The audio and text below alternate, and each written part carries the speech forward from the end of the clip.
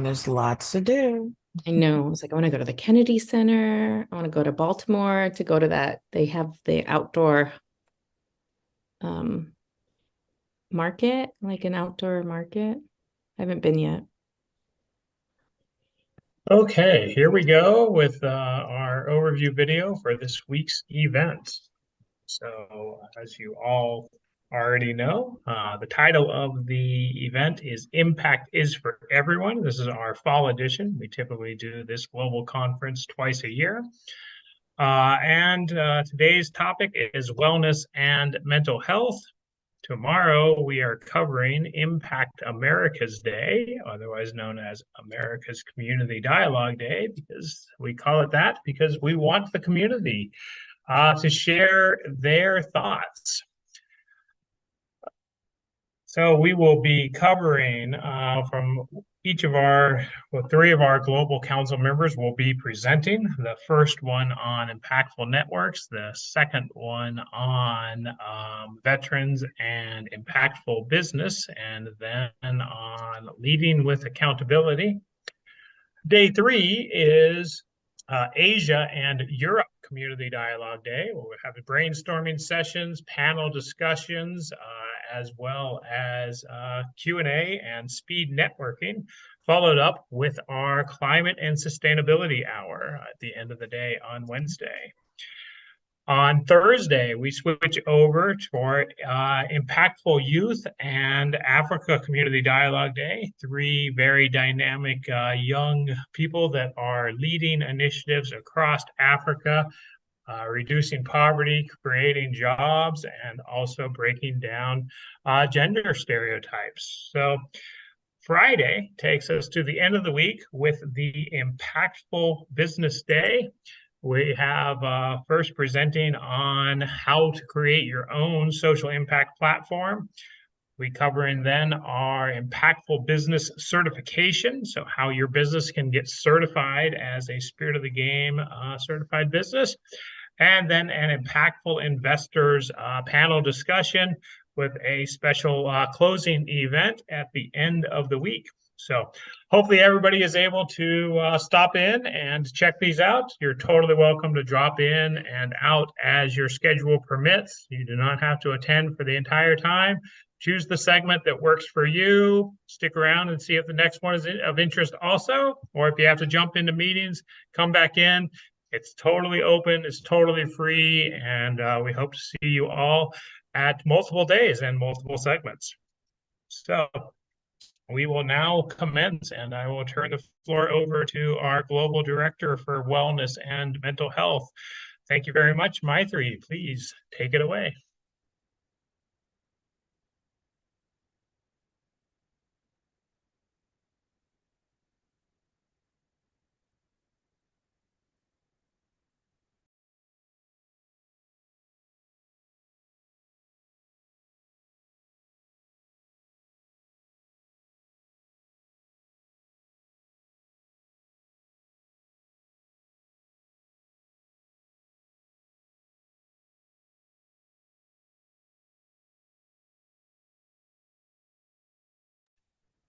Oh, I was talking to myself.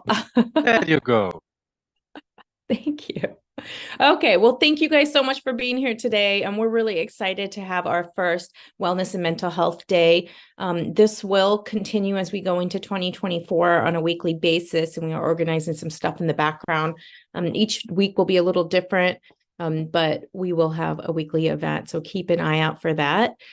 Excited for the lineup today. We have a great lineup, starting with Alejandra Gavidia.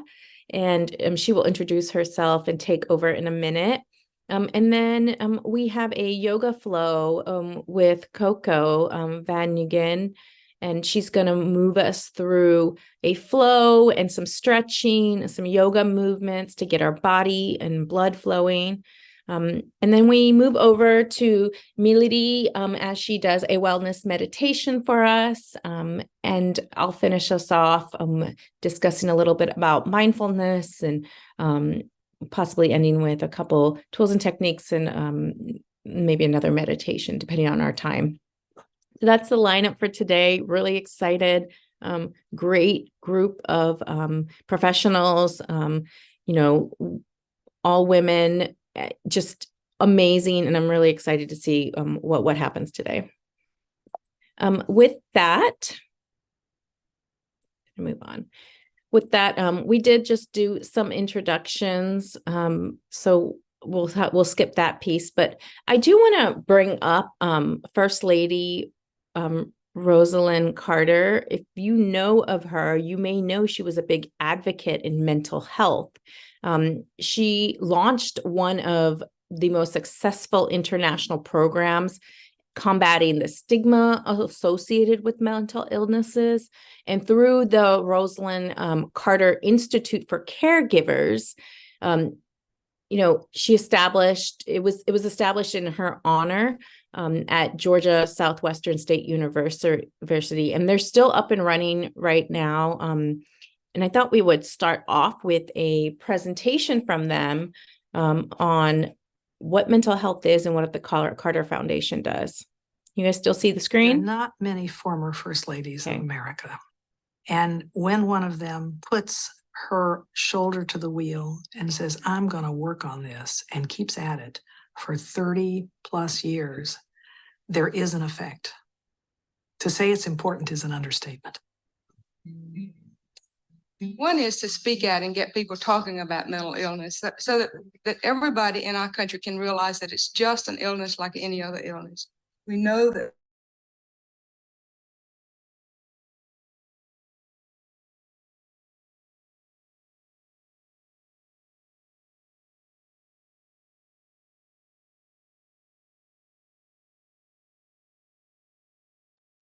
Maitri, I've lost the sound. I don't know if anybody else can hear the sound still.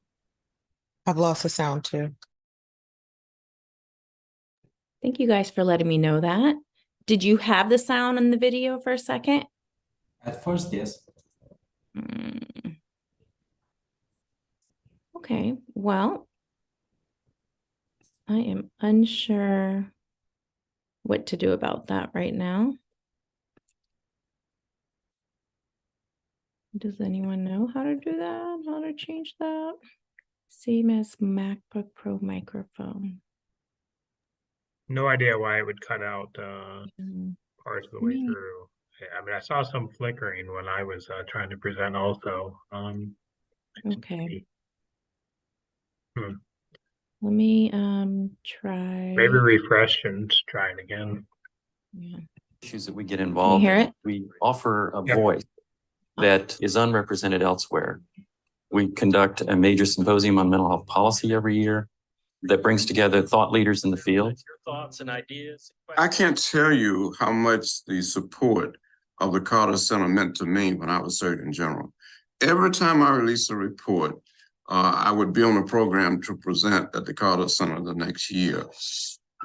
Hello, and welcome to our ABC7 News special on suicide. I'm Kevin Roy, and I am a survivor of suicide. That loss has been the driving force behind a special series of reports that ABC7 has produced over the past year in conjunction with the Carter Center in Atlanta. One of my best programs are mental health fellowships for journalists, because we were brainstorming one day, what else can we do to overcome stigma? And somebody said, why don't we educate journalists so they'll know the issues, know what we know about mental health issues, and then can report it accurately. And it's been really successful.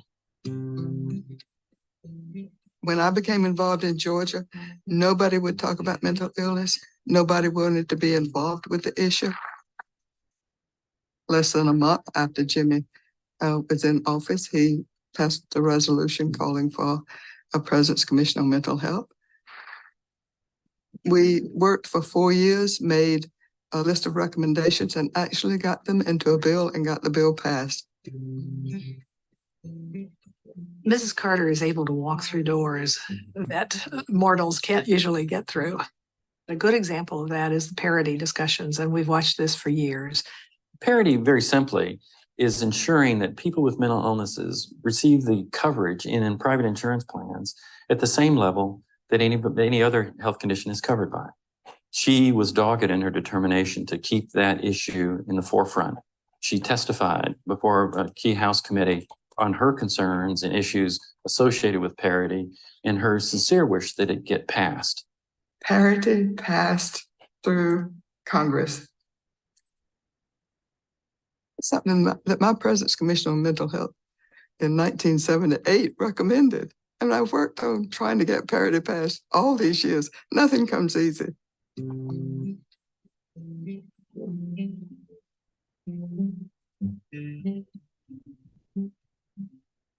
A lot of the stigma, I think, goes back to the times when everybody who had a mental illness went to an institution, or we think of them in that way. That is not the case now. And one thing I don't understand is why there's so much stigma, because everybody in this country is touched by it. If not a member of the family, then a close friend or a relative. 1 in every 5 people in our country will suffer a mental illness this year. Changing attitudes takes time.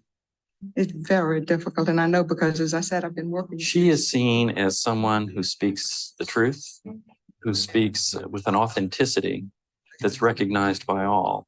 She is a person who walks in a room and the chemistry in the room changes.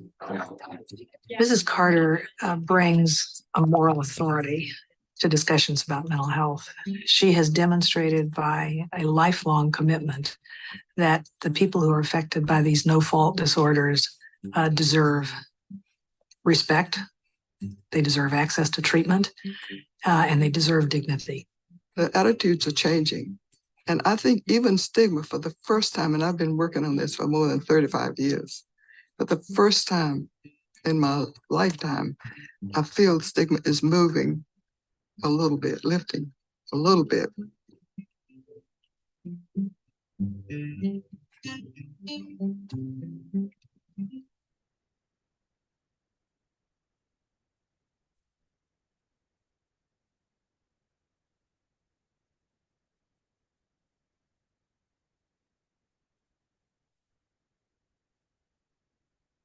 Okay.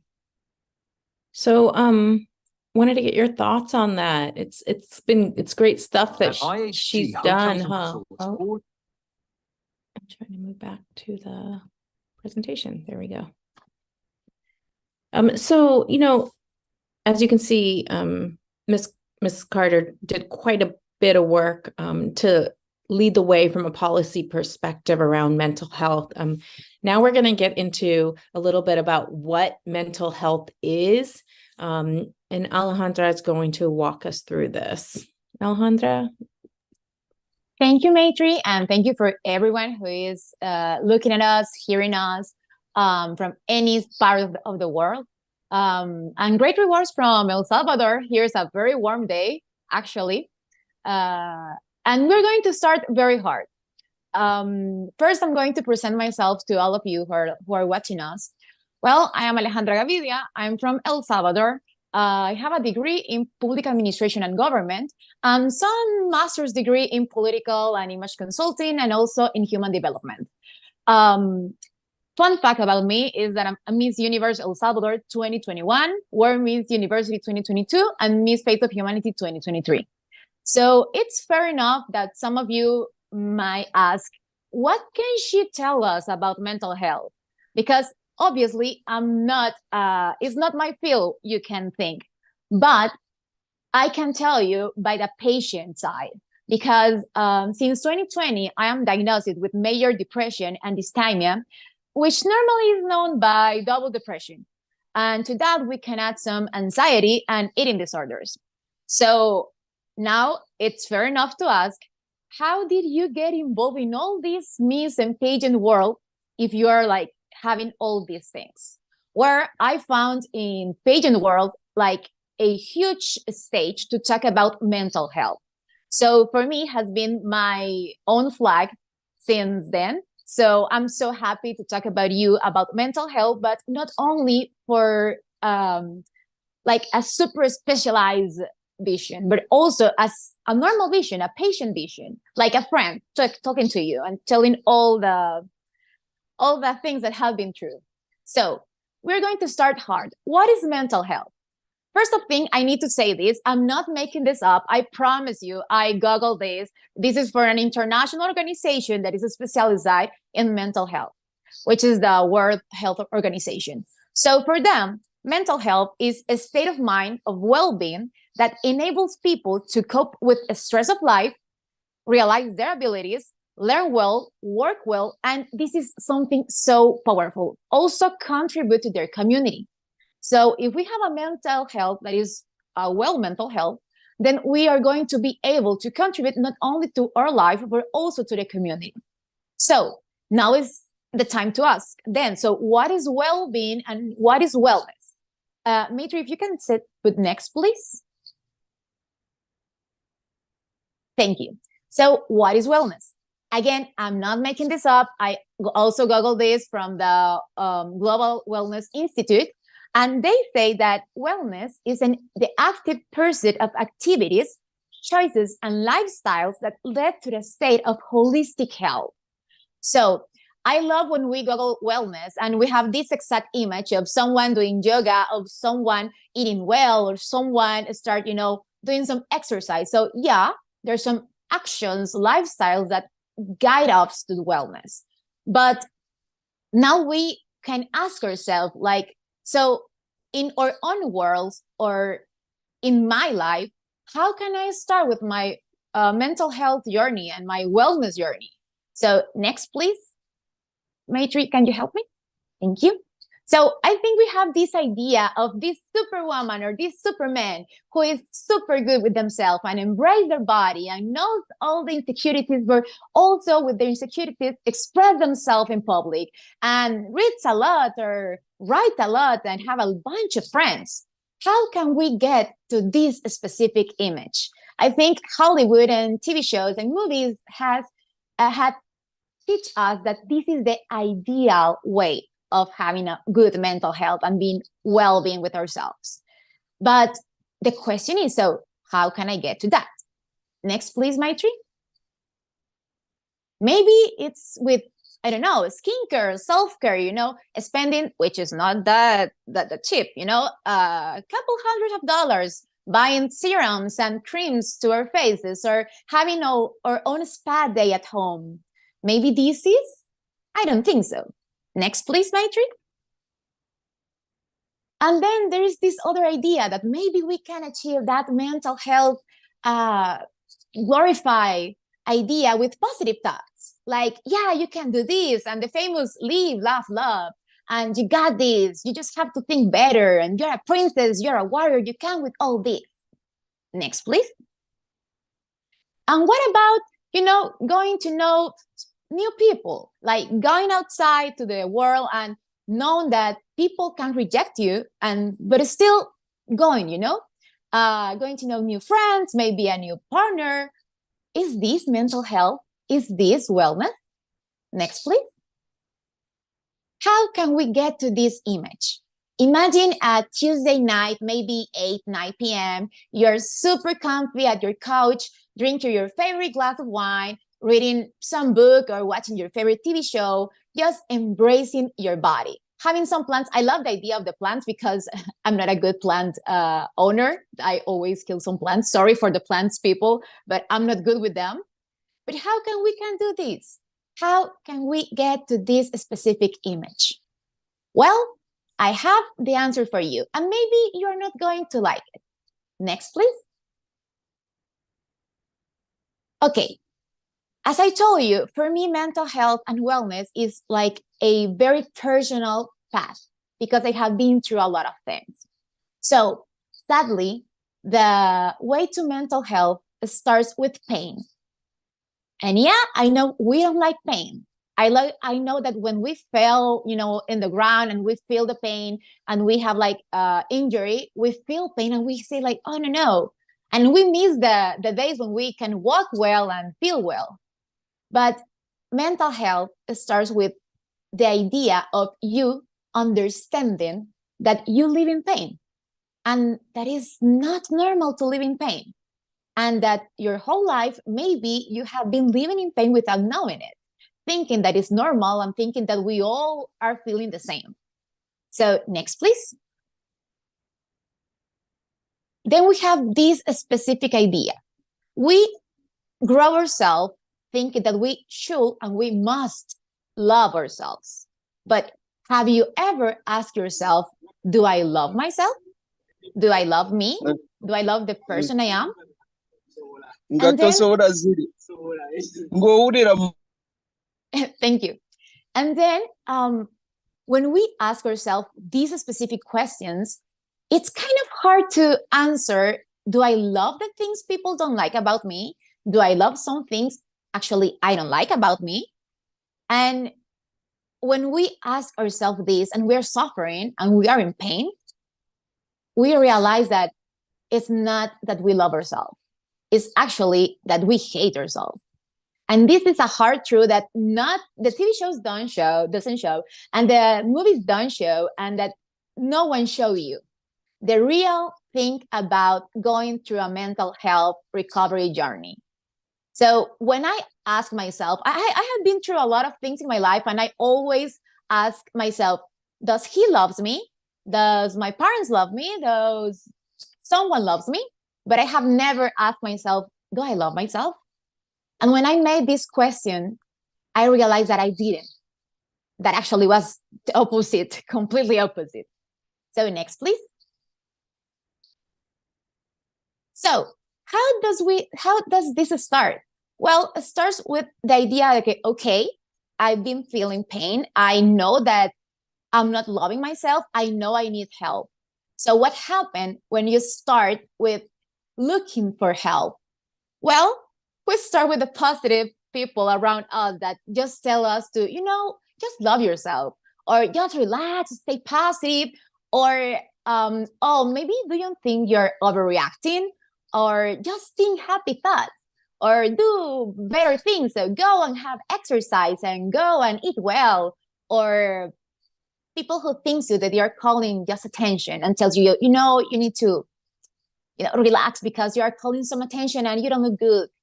So about the pain, besides the pain, we also have a lot of people around us that is not going to believe what we are going through, that they are not going to understand the pain and the suffering because we are so used to this life. We are so used to feeling the pain. We are so used to feeling so bad at life that we thought that this was life. So we always look fine. I've been, I don't know, maybe 23, 24 years of my life without knowing I was suffering. I remember the very first time someone asked me, which was the happiest remember I had. I was just 15 years old. And I remember I couldn't think about anything. I was just, I'm a happy person, right? I should have like a bunch of happy thoughts. And I didn't have any happy memory, any happy thing that I could tell to someone. So I remember telling this to people close to me and they taking it, personally, like, oh, so we are doing something wrong, or why don't you feel happy? And then it comes always this idea that, there's people suffering like real things, that they don't have food and they don't have houses and they don't have family, and you have all of these things. So why don't you feel happy? And then that idea hits you in your head and you start feeling guilty.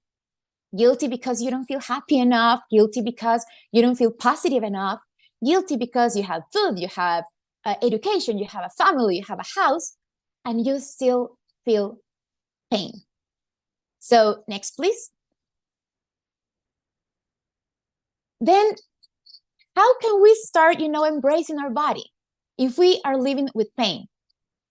For so many years, I was bullied in my school. And I remember that when I used to start this conversation with someone new, they always tell me the same thing. Oh, but everyone was bullied in their school. It's so normal.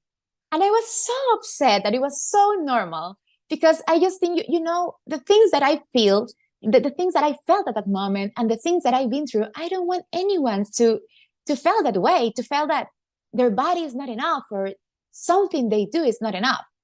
So talking about mental health and wellness, this also starts with pain and a fight with yourself and your reflection in the mirror. It starts with realizing that maybe I don't like my thighs. Maybe I don't feel comfortable with my body. And understanding that sometimes we see ourselves in the mirror, but we actually are not seeing ourselves. We are just, for example, I do my daily routine, which is, I make up myself, I brush my hair, and I realize that at one point of my life, I never actually take care of my body. I never really see my body. I was just doing my daily routine without noticing my eyes, my nose, my mouth, my face, my whole face, my arms. Because every single time I used to do that, I always have negative thoughts about it. So about mental health and well-being, it starts with a fight with you.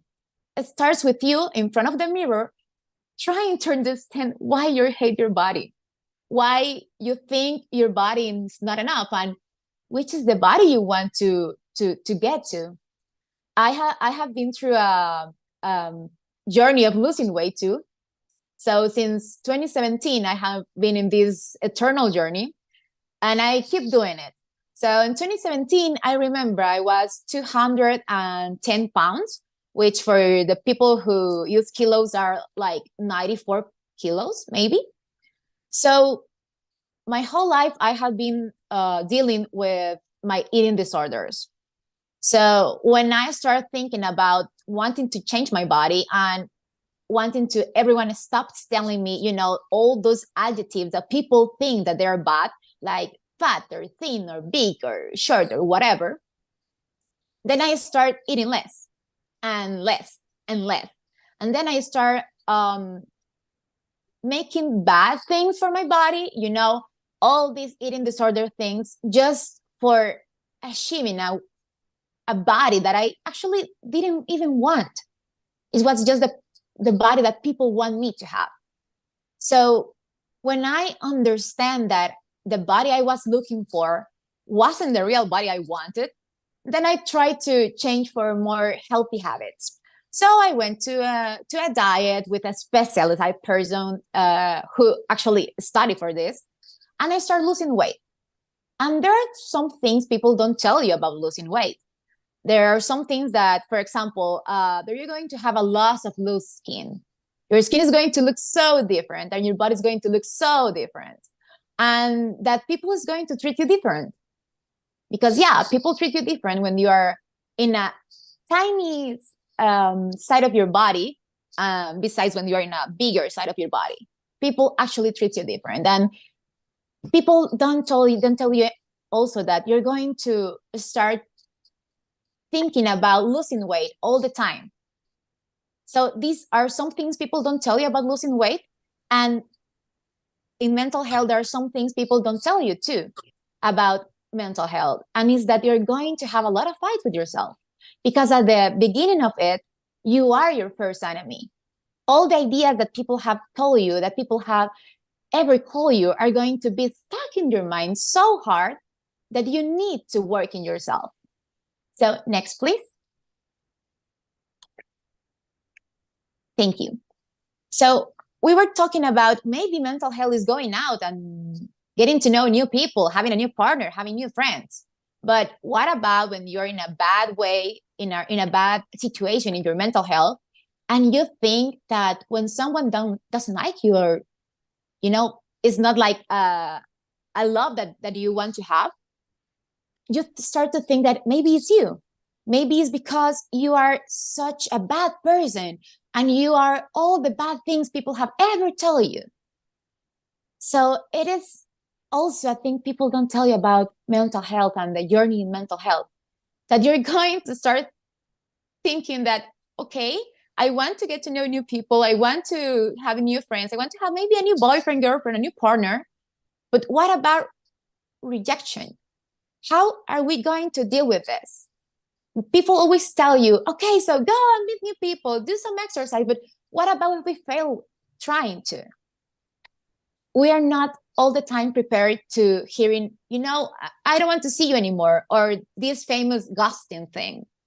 We start thinking and overthinking, oh, maybe it is me, or maybe it was something I just said, maybe something I did, maybe it's always maybe something I did. It's not, oh yeah, maybe we are not meant to be. And to get to that point, it's really a tough way to get, because for getting to that specific point, when you know you're not the problem, you need to deal with all that ideas, all those ghosts we have in our minds, understanding that, you're not a bad person. Actually, you're a very great person. You're a valuable person. And if anyone doesn't likes you in their life, well, it's not a bad thing. It's just that you're not that into to get in their lives. But trust me, to get to that point, I'm still trying to get to that point. Every single time since I was a Miss Universe, I realized that there's a lot of different ideas. So you might think, oh, you're a Miss Universe. You should, or you must feel pretty and you must feel that people loves you. It was totally the opposite. When I became Miss Universe, and since the very first moment I was crowned, I felt a huge responsibility. And without knowing, I gave to other people the power about talking about my body, talking about my physique, talking about everything I was doing, thinking, and expressing. So I received a lot of bad messages, a lot. And the problem of that is that I thought that, well, maybe they are right. Maybe I'm a bad means. Maybe I'm not going to be able to do some things. Maybe I'm not meant to be in this place. But even though I keep on going, because, I felt this huge responsibility, because when you start representing your country, then it's not Alejandra, it's not Roberto, it's not Francisco, it's not Ricardo, it's not anyone. It's El Salvador, it's United States, it's Mexico, it's your country. So feeling all this responsibility, I also felt responsibility for helping myself to become the best person I could be. Yeah, hearing other people, but also asking myself what I want to be. Because a lot of people is going to tell you so many things, and you can't make all people happy. So if you don't realize this in your mental health journey, it's going to be, trust me, way harder than you think. I've been through that more than a year. So we need to understand that it's not me. It's not that I have a problem. It's not that I have limits. It's not my personality. I don't have to change anything to make people like me. It's just have to be me. But for getting to that, you're going to go through some pain. Next, please. So also, going to a mental health journey and being a wellness is also understanding how people close to you can hurt you. How maybe your family or your partners also make, some funny comments about you. Like, oh, the little chubby girl, or, oh, you're so silly, or things like that. I remember talking with my therapist. His name is Napoleon. In like a very effective way, I call him Napo. And I was talking with Napo, and we were talking about, some funny jokes my family, friends, and people around me used to say when I was younger. And then Napo stopped me and he said, Ale, but this is not normal. I know you think that this was just jokes or how people used to think about you, but you need to realize that these affect you and that these also hurt you. And you can't keep on letting them tell you this. So I think this is one of the hardest part. Yeah, it's hard to go through pain, but also it's going to make you feel pain and make you feel guilty to tell your mom, please don't call me like that because I don't feel good. Because you don't know how your mom is going to react. Maybe your mom is going to understand, is going to say, okay, it's fine. Or your mom is going to tell you, oh, you're overreacting. We help all the time call you like that. Or for example, you are with your friends and your friends are, making some jokes of you. And then you say, hey, please stop. Then your friends are going to think that you're crazy, or maybe you are going, just overreacting again, or making a huge thing about such a small joke. So putting some limits and making limits with people, it's going to make you feel pain too. And it's going to be hard at the first time. But if you don't start putting your limits, if you don't start stopping people to make you feel more pain and damage you, then you're not going to start in a mental health journey, and you're not going to be, actively doing the pursuit of activities and a lifestyle that is going to lead you to wellness. Next, please. So when I think about mental health and wellness, I know there are ups and downs, and there are some downs that are very down. And when you understand that it's not going to be the happy idea of you sitting in a couch a Tuesday night, drinking your favorite drink and eating whatever you want and watching whatever you want, until you don't understand that you're going to go through pain, then you're not going to start actually pursuing this holistic health. I know our brain, and I know this for a real thing. When I first started going to therapy, my psychologist told me that she actually said this. I know this is your first time, and I know that maybe you're not going to come back until 3 or 4 weeks after this. And I was like, why? Why do you think that? And she told me, because we are going to start moving some ideas in your brain that hurt. And those ideas are going to make your brain to think, no, this is not the way. We're not going back to therapy. We don't want to move this. We don't want to feel this pain. We don't want to feel this suffering.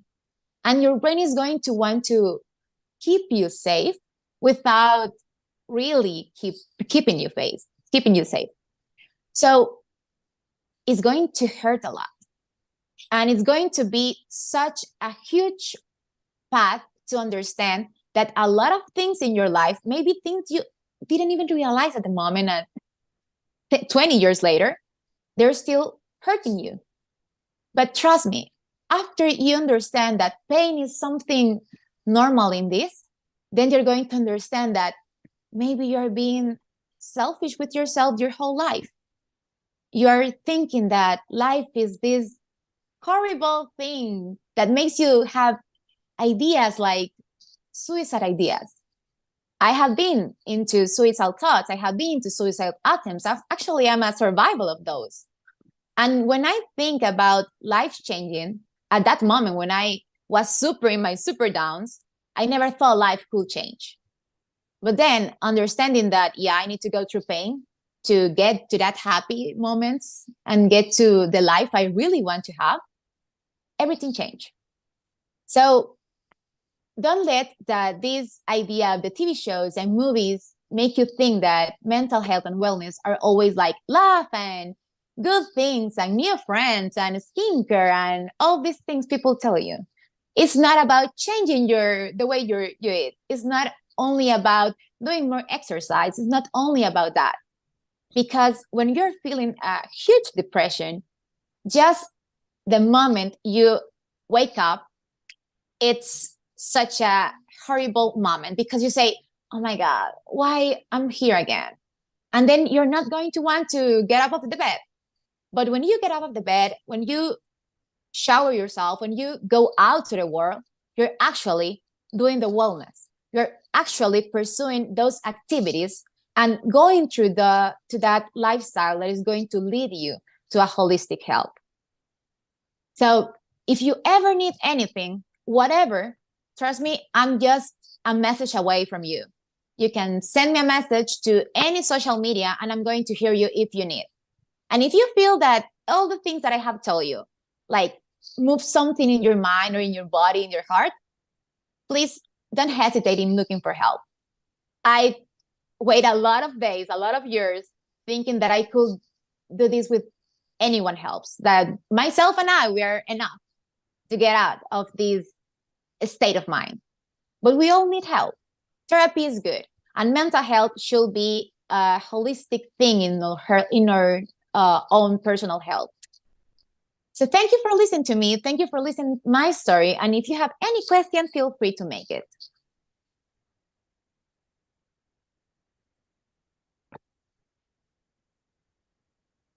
Thank you so much, Alejandra. Do we Thank have you, questions? guys. Yeah, questions. It's such a compelling story. Especially with your experience being, yes, we do all personally go through different stages of our lives and different challenges throughout our life. but you specifically being in the spotlight and having that experience gives it a different lens to it, I think.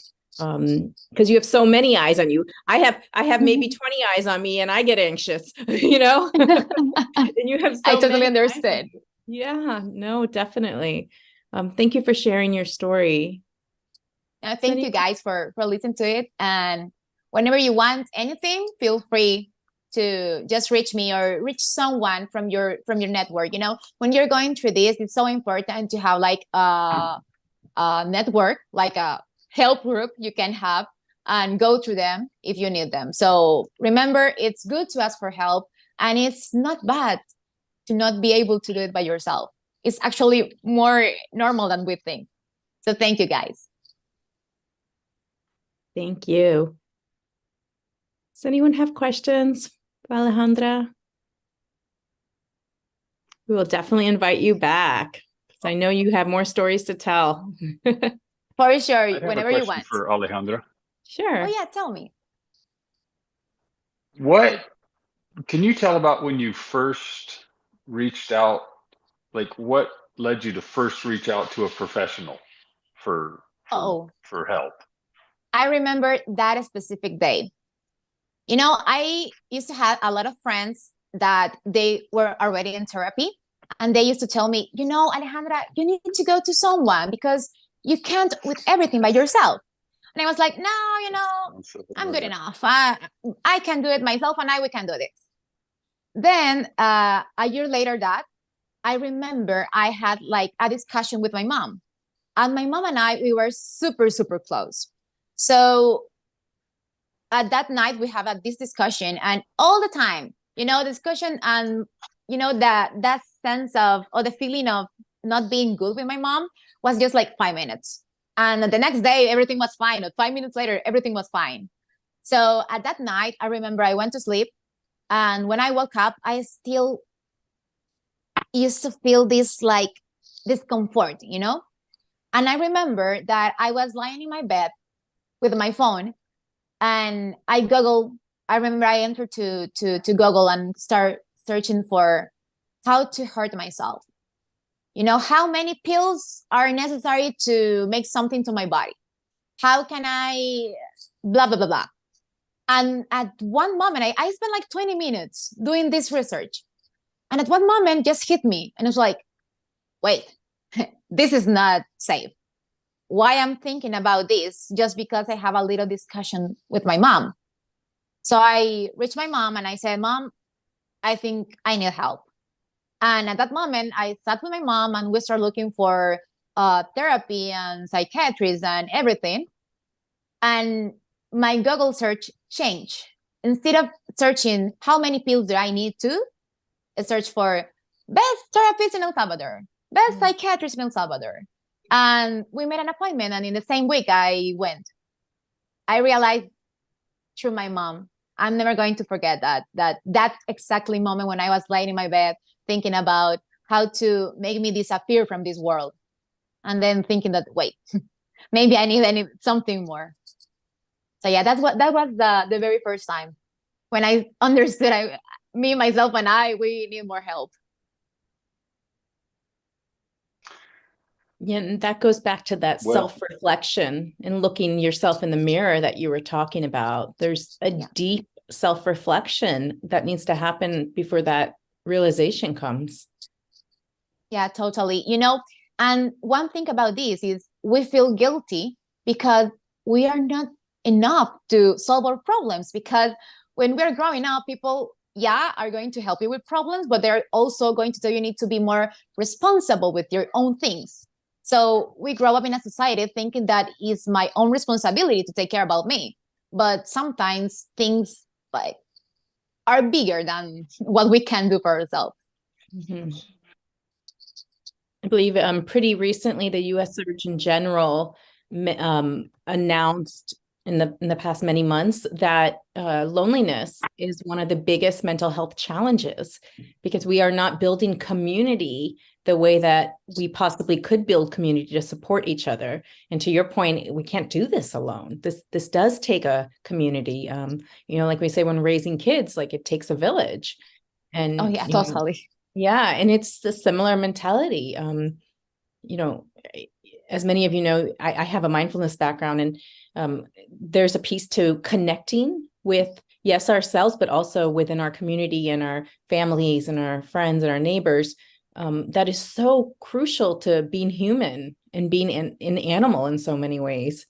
We need each other to survive, to connect, to feel good, to feel. Totally, Maitri. And I just want to close with this idea. I remember telling my Tunapo, my therapist, we were talking about looking and reaching for help. And I was like, I feel guilty for asking for help. And then he told me this. Okay, so imagine you have a friend and your friend is suffering. Maybe your friend feels pain and she wants to call you and wants to tell you all the things that she's feeling. Would you take the phone? Would you take the call? Would you help her? And I was like, absolutely, yeah. And then the next sentence he said changed my whole idea. He said, then if you will do that for a friend, why do you think you deserve less from the world? And then it shocked me because I was like, I didn't know that I was expecting less from the world. Why should I be expecting less? So remember that we are all human beings. We all need help, and it's more normal than we normally see it in real life. So yeah, thank you. Thank you. Thank you for sharing your story and being Alejandra, with us today. Please keep sharing your story, Alejandra. Totally, yeah. Be sure about that. Thank you. Well, with that in mind and all the stuff that we probably have going through our heads around mental health, we're gonna move a little, maybe move some of that energy around with the yoga flow with Coco. Coco, I believe you may be here, and you're welcome to take over the video.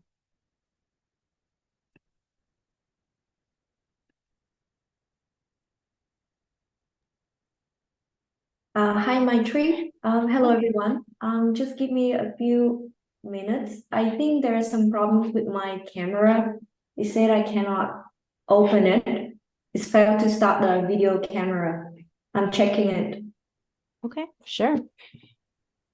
Take some time. Sorry, I keep pushing the wrong button. While we're waiting for Coco to get settled in, how is everyone doing?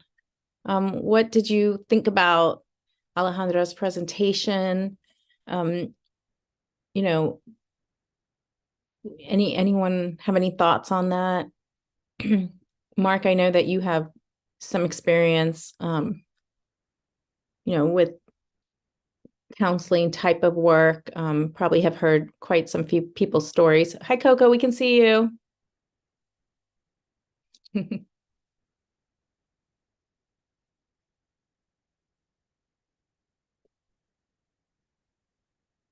Okay, well,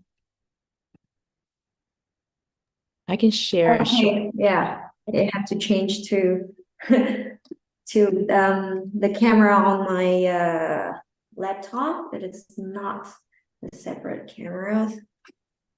So wait me for a moment. Well, while we're waiting for Coco, if you guys, this is going to be a yoga flow. So if you, have some space where you are to stretch out, maybe move your chair if you're sitting down, and kind of get comfortable, because we're going to move around a little.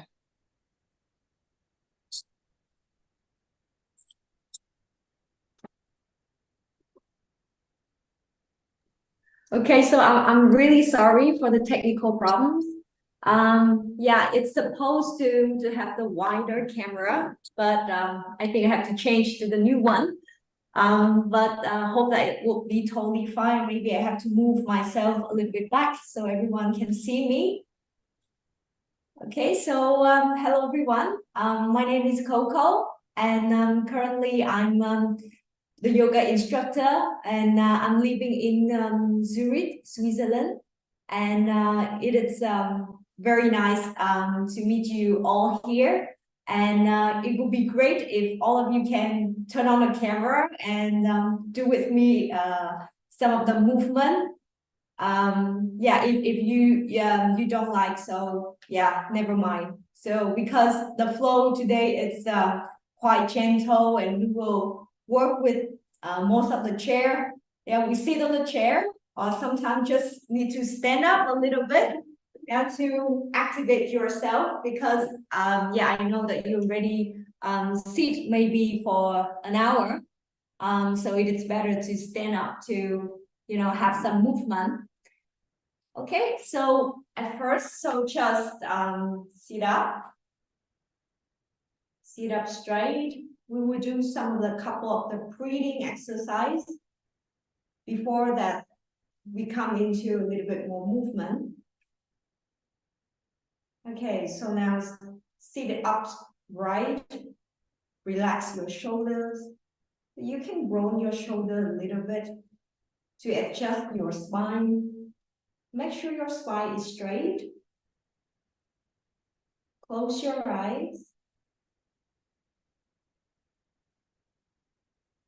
And now aware of your breath moving in and out through your nose.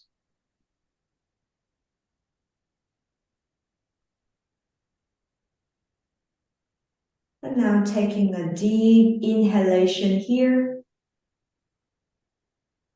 And a deep exhalation. Inhale your belly up. And exhale, draw your belly in. One more time, inhale, belly up. And exhale, belly down. Inhale, 1, 2, 3, 4. Exhale, 1, 2, 3, 4. Inhale, 1, 2, 3, 4. Exhale, 1, 2, 3, 4. In, 1, 2, 3, 4. Exhale, 1, 2, 3, 4. In, 1, 2, 3, 4. Exhale, 1, 2, 3, 4. Breathing a couple of deep breaths in and out. You might hear your sound of breathing is like an ocean.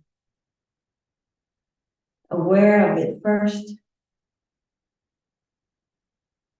The longer of your breath, the more relaxations you will feel.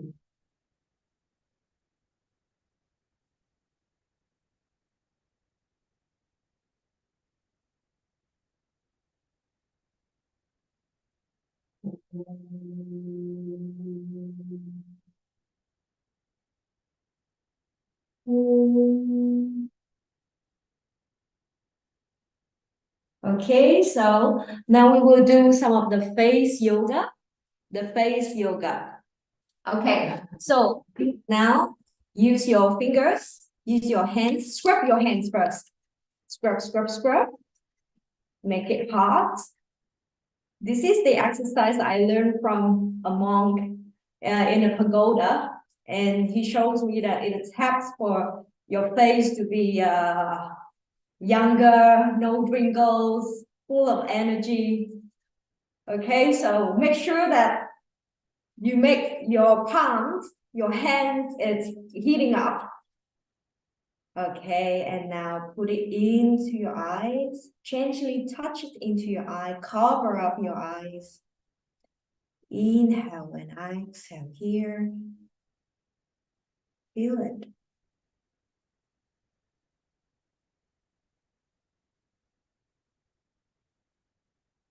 Breathe. Don't forget breathing. And then gently, you can still close your eyes if you want. Use your palms and scrub your forehead. Move it to the right side, to the left side. You can close your eyes to feel it. Release the tensions in your head. And you can combine with the breath. Inhale to the right, exhale to the left. Moving on like that.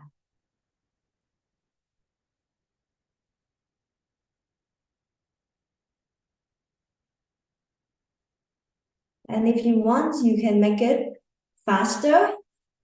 You can make it faster if you want.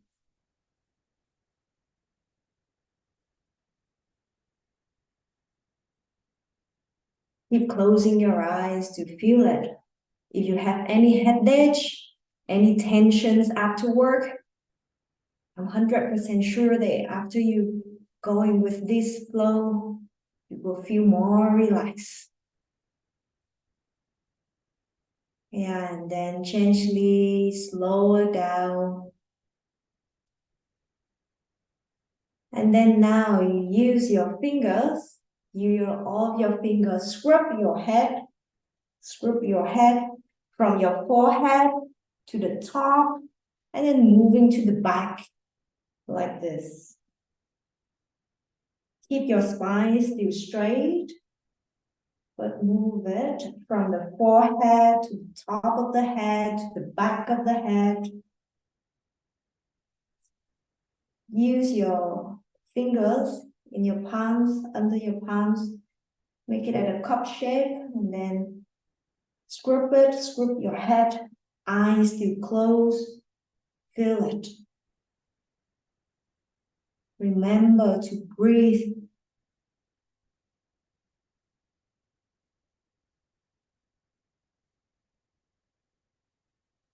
And you can do it faster if you want. More blood to your head, less headache, release tension.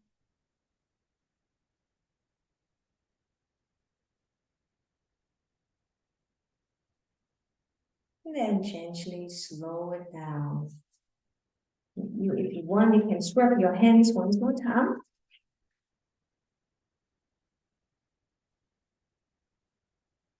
And now use the middle finger and the index finger, put it beside of your ears and scrub it.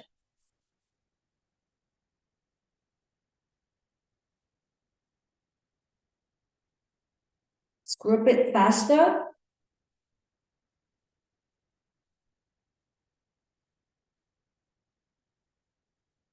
Then release. And then now use your hand to massage your neck. So use your palms, massage your neck from the right side to the left side. Massages from the right to the left, from the left to the right.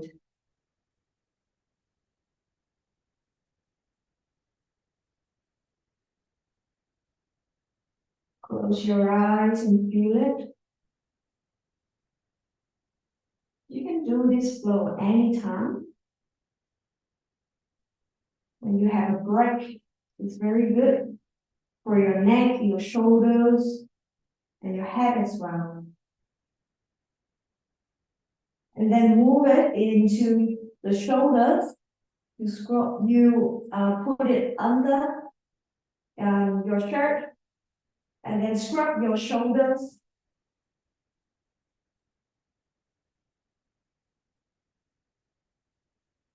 Gently scrub it. Right side, left side. Scrub it. And if you want, you can move it faster.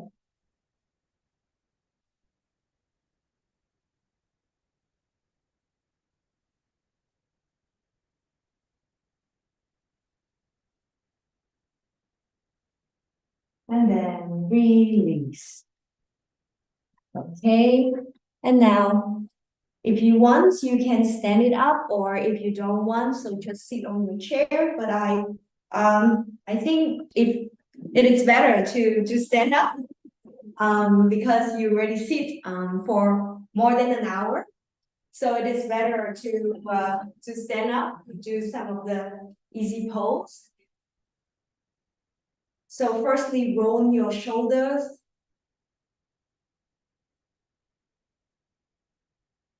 Up and to the back. Inhale to the front. Exhale to the back.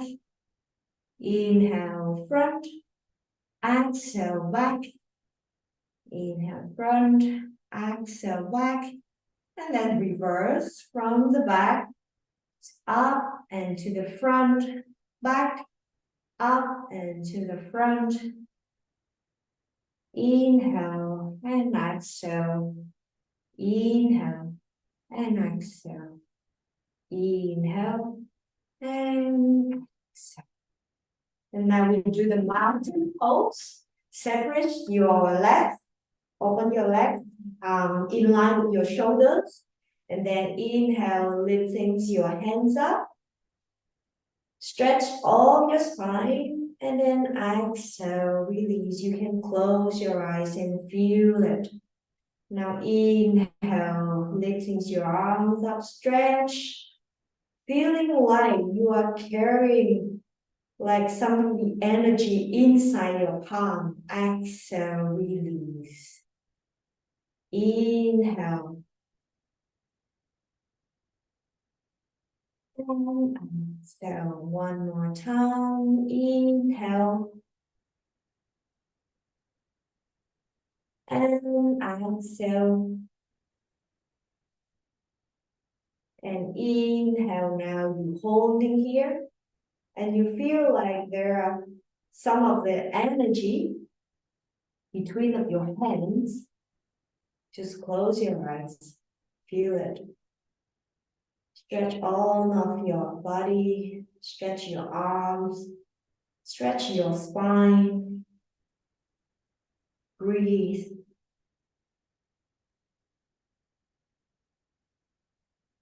Holding here. 5, 4, 3, 2, and 1. And release. Okay, and now inhale, lifting your right arms up, and exhale, you bend it to the left side. Make sure your hips is still facing forward.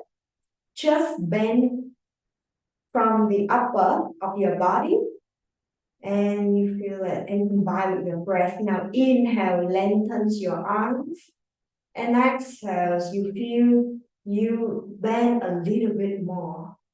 Inhale, lengthen, and exhale, bend it more.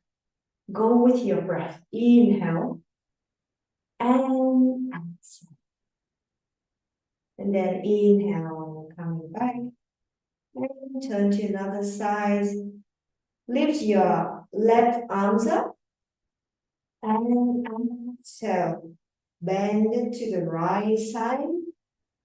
Release, relax your shoulders. Now inhale, lengthen your arms and feel the stretch in the left side of your body. And exhale. Inhale, lengthen more. And exhale, bend a little bit. Let the breath lead your movement. Every exhalation, you will feel that your body moving a little bit further. And now inhale, come back and release. Okay, So now we do with our legs. So now we stand in the right legs, stand firmly in the right leg, and then bend the left legs. Your right hands can touch to the hips, the right hips for stability. And now inhale. And exhale, you open into the left side. Inhale, moving back. And exhale to the left side, a little bit challenge for the balance. Inhale. And exhale. And then inhale, holding here. Lifting your spine upright, up straight. And release. And then we change to another side. Now stand on the left leg and then bend the right knees, hold the right knees. Inhale and exhale, move it to the right side. Open your hips. Inhale, going back and exhale to the right side. Inhale, a little bit challenge for the balance. Exhale to the right side. And inhale, going back and staying here. 5, 4, 3, 2, 1. And then release. And now we're shaking your legs a little bit. Yeah, if you feel it is a little bit tense. And then now we come into the tree pose for balancing. Stand to the right leg again. And then putting your left foot on the thighs or on the calves. Either is fine. Don't put it on your knees, on your thighs, or on your calves. So open your hips, standing on the right leg. Now inhale, arms up. Exhale, arms down. Inhale, find your balance. Making sure balance it in your belly, your core. Inhale. And exhale. One more time. Inhale. And holding here. Find your balance. So you can find the gaze. Look at one point to find your balance. 5, 4, 3, 2, 1, then release. Now we turn to another side, shake your legs. If you feel this is a little bit tired, a little bit too tense, shake it. And then we move into the left side. Stand on the left leg. And then put the right foot on the thighs, on the calves. Put it. And then spine up straight. Inhale, lift arms up. Exhale, down. Inhale. Exhale. Inhale, combine with your breath. Exhale. Inhale, and then standing here. Being a solid tree. A stable tree. Feeling like you have a very deep root. Whenever it is raining, snowing, the tree is still there. Okay, and then release. Shake it.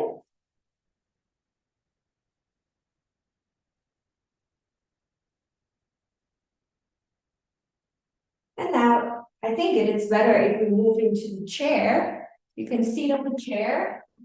You do some twisting on the chair. Okay. Hope that you can see it. I'm not so sure if you can see it. Okay. Maybe be better. Okay. Yeah, so you sit on a chair. And then you go into twisting. Make sure separate your knees. And then let turn, rotate your spine into the left side. You can use your right hand, touch your left knee, and then go and twist. Twist to the left side. Inhale, the spine is straight, and exhale, twist a little bit more. If you're more flexible, you can put both of your hands on the back of the chair. If you're more flexible, inhale the spine straight and exhale, twist it a little bit. And you can feel the twisting from your head to your shoulders to your spine. Combine with your breath. Inhale and exhale. And then inhale, moving back to the front, and then we change to the side. Left hand on the right knee, and the right hand on the back of the chair. Inhale, lifting your spine, and exhale, twist it more. Inhale, lift the spine straight, and exhale, twist. Inhale, and exhale. Inhale, and inhale, and exhale. Then inhale, go in to the front. Okay, and now you can move your hips, move your knees a little bit more. And we do a little bit side stretch. So your left hand touch into your right knee, lifting your right arms up. And exhale, you bend to the left. Inhale, lengthen more. And exhale, bend to the left side. Inhale, lengthen the arms. And exhale, feel the stretch of the side of your body. And then inhale, coming to the front. And then we change to the side. Use the right hand, touch the left knee, lift your left arm, and exhale, moving to the right side. Inhale, exhale. Inhale, exhale. Inhale, exhale. Inhale, and then coming back. Okay. So, and now we will having a T shape in your hands, your arms, making a T shape. Then bend your knees and then touch it. Bend your right knee and use the left hand touch the right knee. Inhale and exhale. Bend the left knee and use the right hand touch it. Inhale, exhale. Inhale, exhale. Inhale, exhale. Inhale, exhale. One more time, inhale and exhale. Then release. Okay, and then now you can go fold forward with the chair.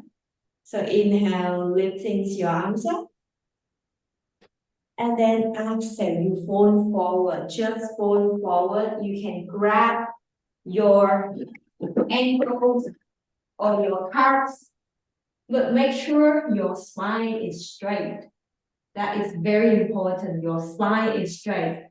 Now inhale, spine straight, and exhale, you move a little bit lower. Inhale, spine straight, lengthen your spine, and exhale a little bit lower. Make sure your spine is straight.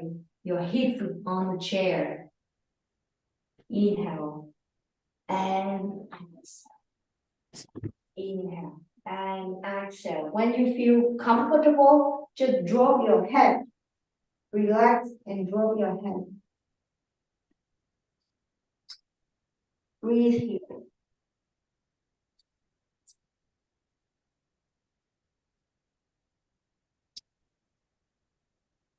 Then gently roll your body vertebra by vertebra. Roll it, roll it, roll it, roll your shoulders as well. Okay, so now do a little bit for your belly. So still bend, sit on chair. And now you can put your arms in front. And then gently, if you can, put it both knees up, spine still straight. Or if you want to have more comfortable, so just leave one knee at a time. Inhale, right knee, exhale, left knee, inhale, exhale, inhale, exhale, inhale, exhale. If you want challenge, lift both. Inhale and exhale. Inhale, spine still straight. Inhale, exhale. Inhale, exhale. Work for your belly. If you want more challenge, lift both knees up.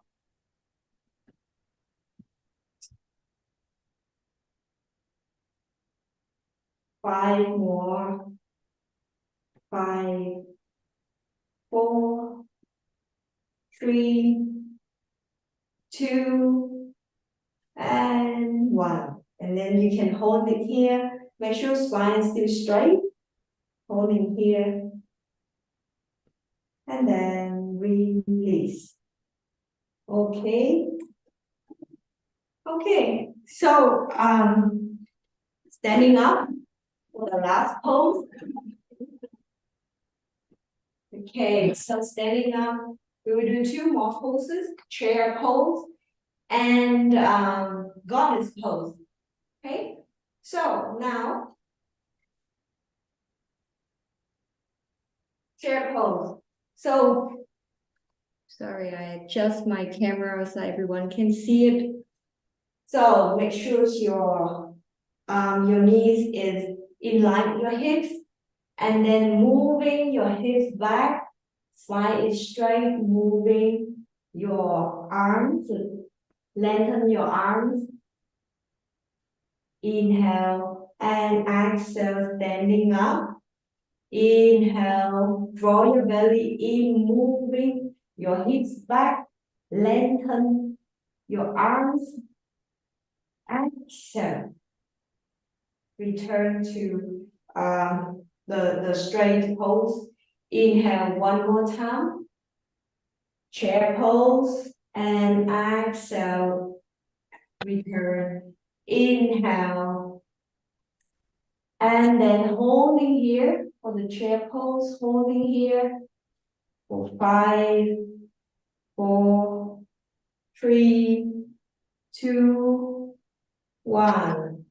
And then stand up. And then the last one, guarded pose. So separate your legs wider than your shoulders. And then inhale, lifting your arms up. And exhale, you bend your knees and bend your arms as well. Okay, inhale, up and exhale. Inhale up and exhale. Inhale up and exhale. 2 more times. Inhale up and exhale. Inhale up and exhale. And then you holding here. Holding here. Lower your hips if you can. Lower down, working for your thighs. 5, 4, 3, 2, and 1. And now gently coming back and then sit up.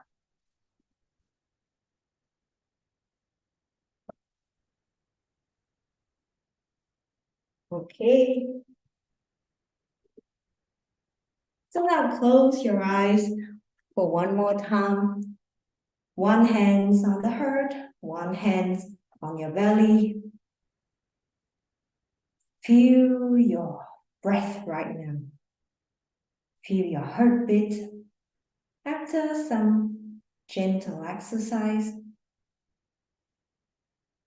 How is it going? How is your heartbeat different compared to the beginning?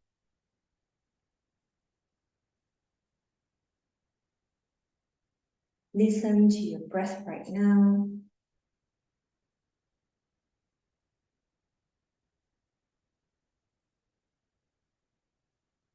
Aware of your breath.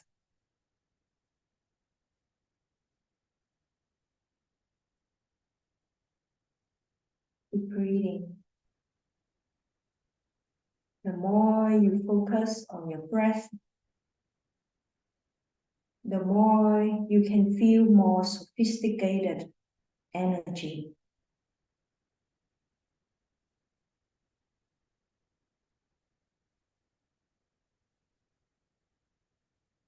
The more you're aware of your breath, the more you're aware of your emotions, your energy, and yourself.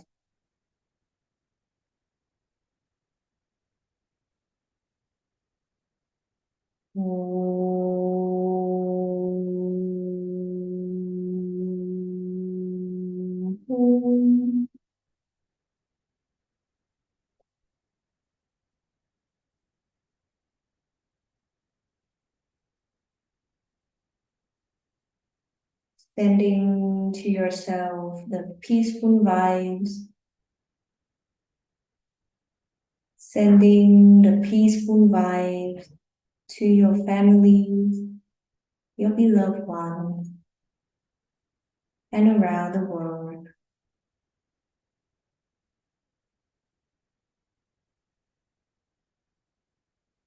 Thankful for yourself of being here, taking your time to take care for your body and your mind.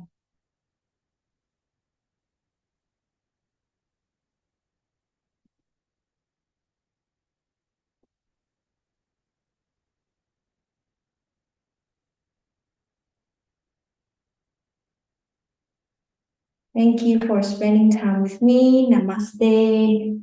I hope you enjoy it. Thank you.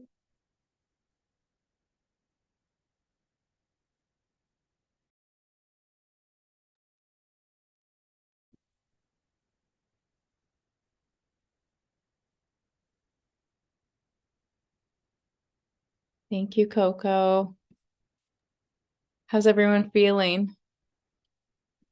Relaxed? Peaceful. Yeah. Peaceful? Maybe your muscles feel less tense.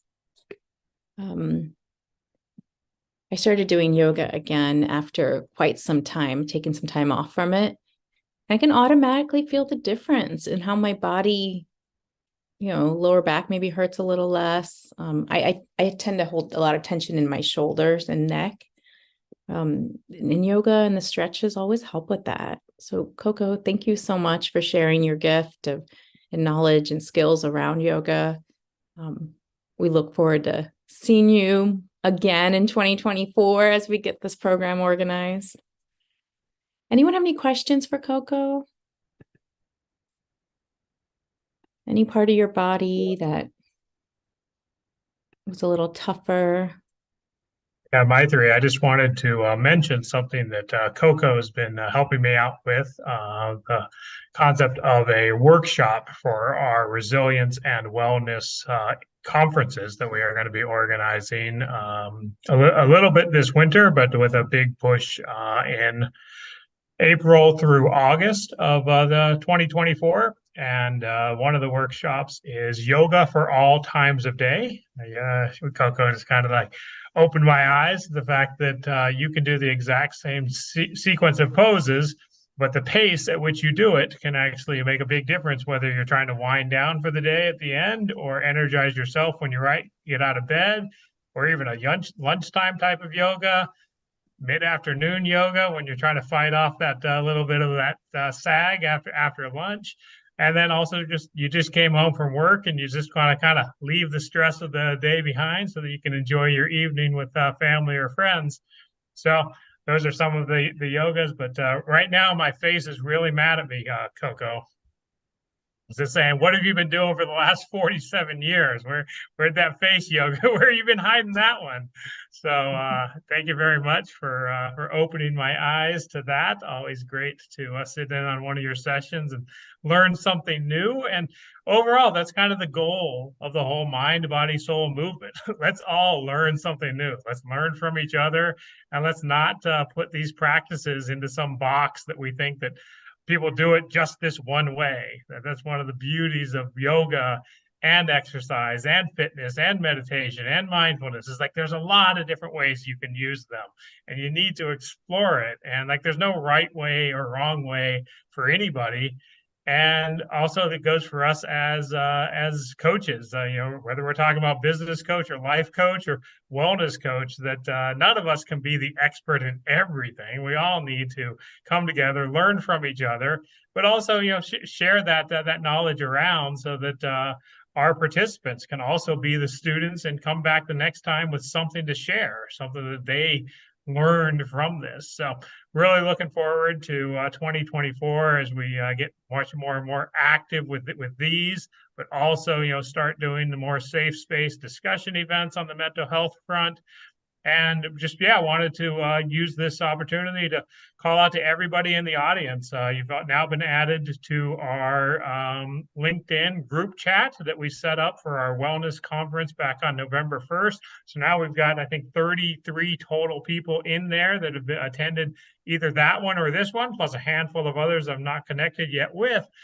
But we want to do more of this, but we need some help. Like My3's got a great schedule set up for people who can register as facilitators, but we also need some social media ambassadors. Super easy.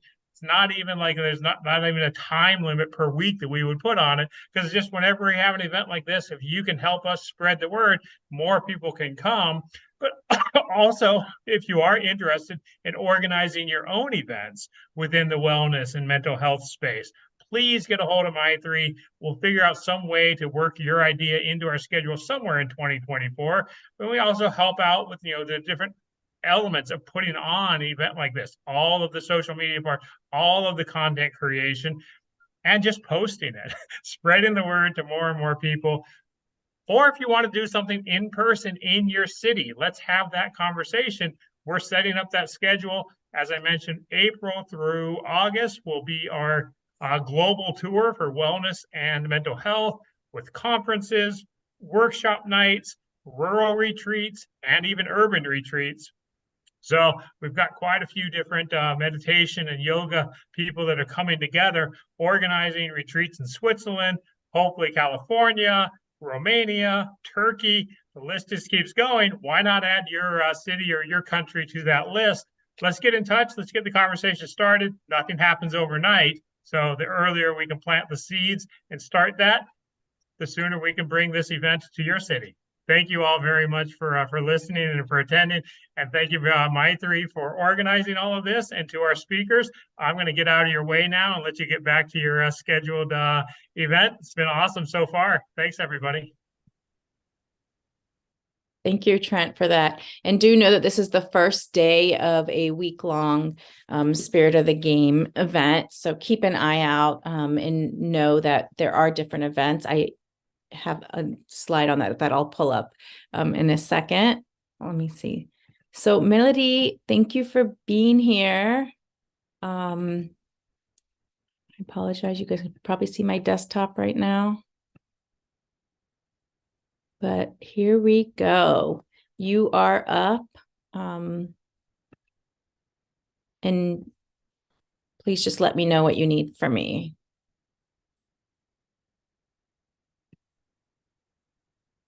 We can't hear you unless that's just me.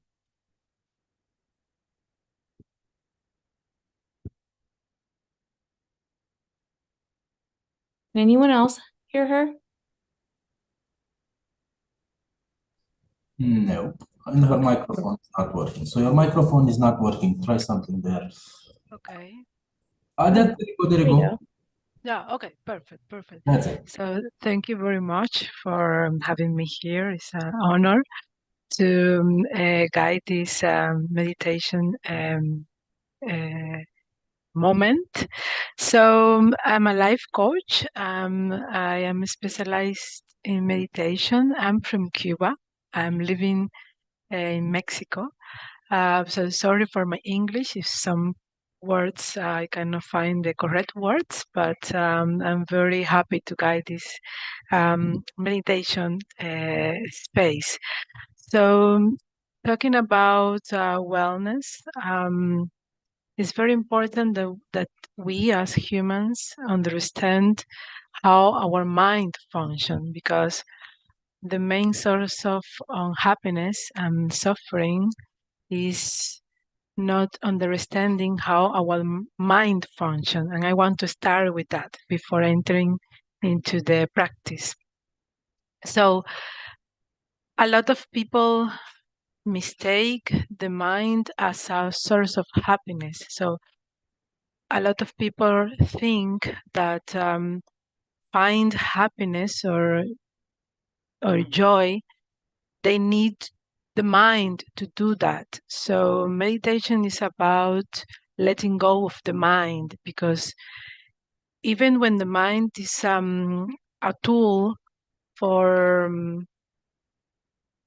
having comfort in our life, so the mind is made to find comfort. We plan with our mind, we schedule things, we figure out things, but in order to feel joy, feel relaxation, feel this feeling of that everything is fine, that everything, that we can relax, we can let problems go. It's difficult to do it with the mind. So we need a decision. We need to enter into our mind and make the decision to let go. So we are going to do that in a moment. And most of people think that if they let go of the mind, they don't know what is going to happen. So it's a fear of the unknown. What is going to happen when I let go of my mind? How I'm going to think, how I'm going to live. So at the end of this practice, we are going to taste life without the mind. So that's the goal of the objective of this exercise. So for the purpose of this exercise, we are going to close our eyes and we are going to breathe slowly, deeply.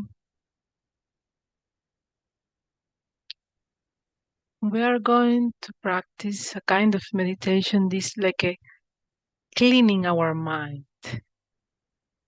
The goal of meditation is to enter into silence, but before that, we need to clean, we need to open a space inside our mind where we can find peace.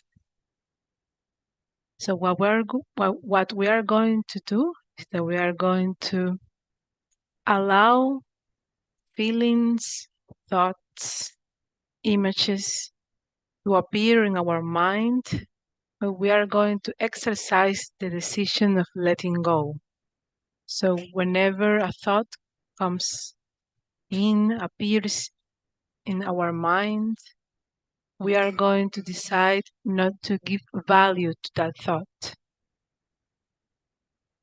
If we start feeling things, we are going to acknowledge those feelings. We are going to be aware of those feelings, but we are not going to give value to those feelings.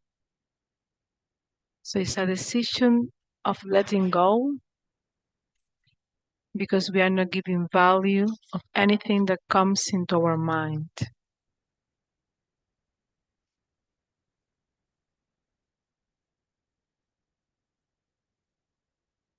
And the mind is very intelligent, it's a tool.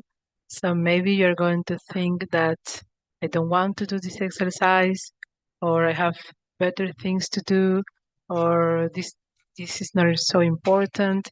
So this is a moment when we are meditating, it's a moment when whatever feeling, thought comes in, we let it go. Even if the thought says, this is not important, or you have better things to do. You just let go of every thought.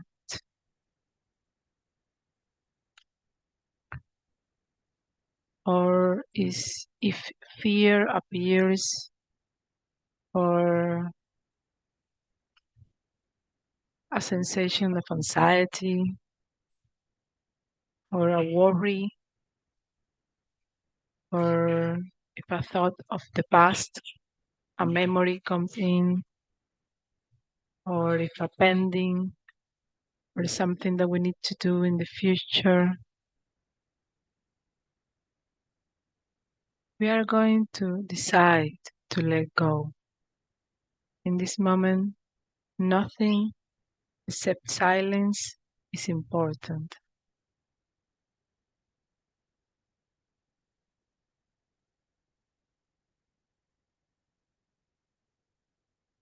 You don't need to be in conflict with what you're thinking.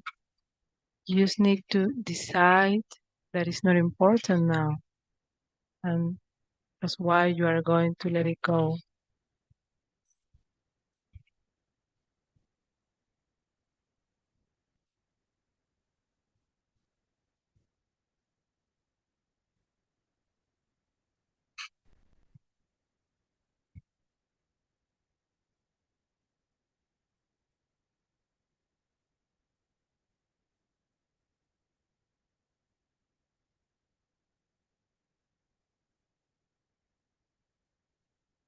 And this is the exercise.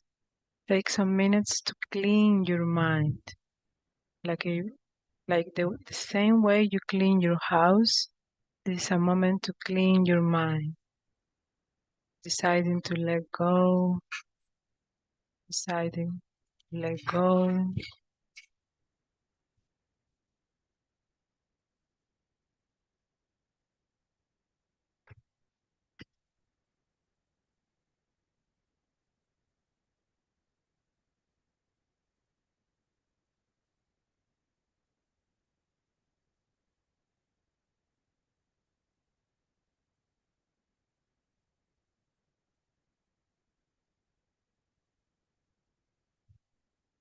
You can hold in the sensation of your breath. You can hold your mind in the sensation of your body. Being aware of your body, being aware of your breath.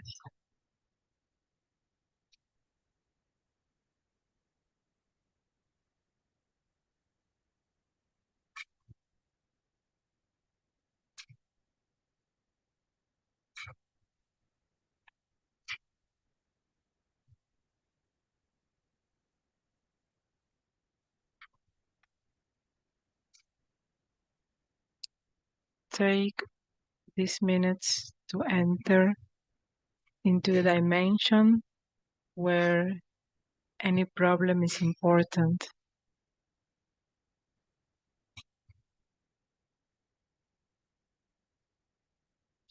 Let go of your problems for a moment.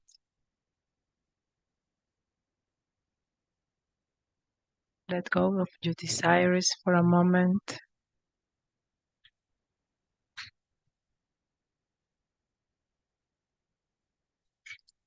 let go of your thoughts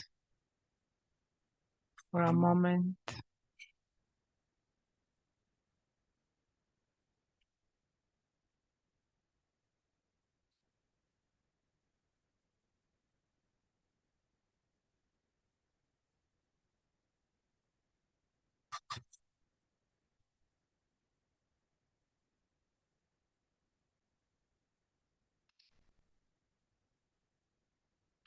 If you are the type of person who imagine things, who images comes a lot in your mind, you can visualize the black wall, the black screen that is in front of your eyes when you have your eyes closed.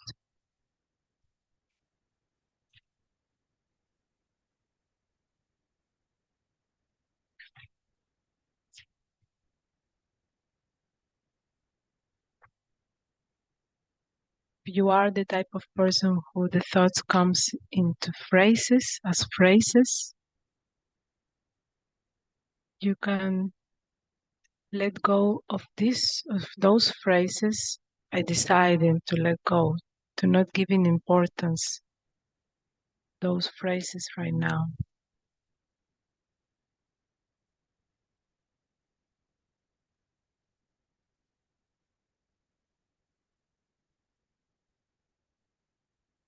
Feel your body, be aware of your breath.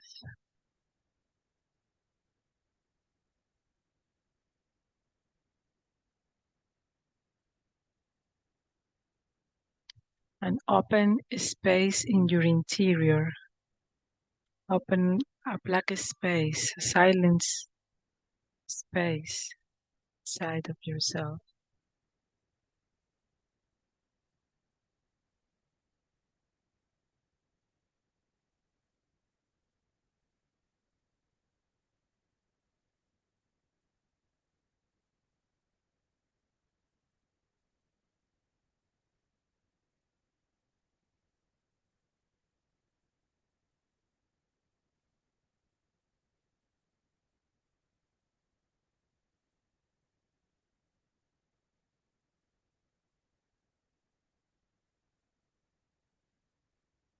Find yourself in this silence.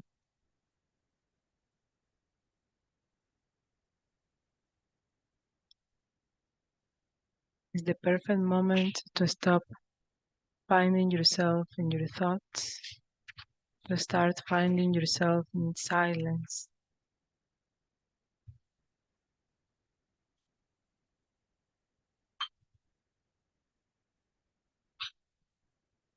The silence is plenty of you. You can find in being aware of the silence.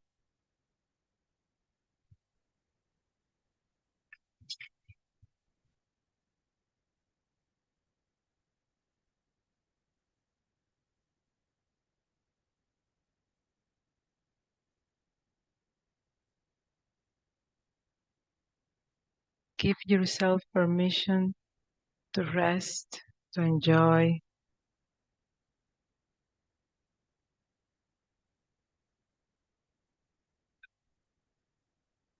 Happiness doesn't need to come after a hard work as a reward.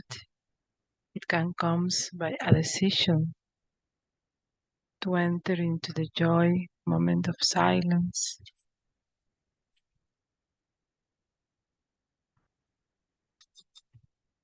Take this moment to relax yourself, relax your muscles, relax your mind.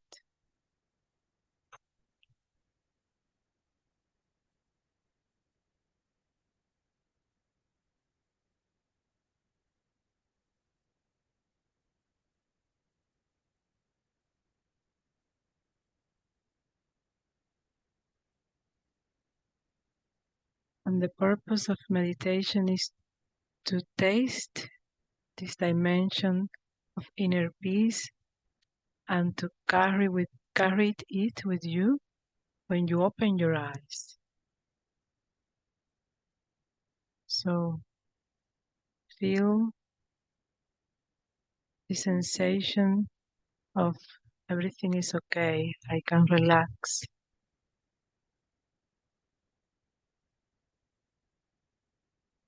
I can rest. I can enjoy this moment.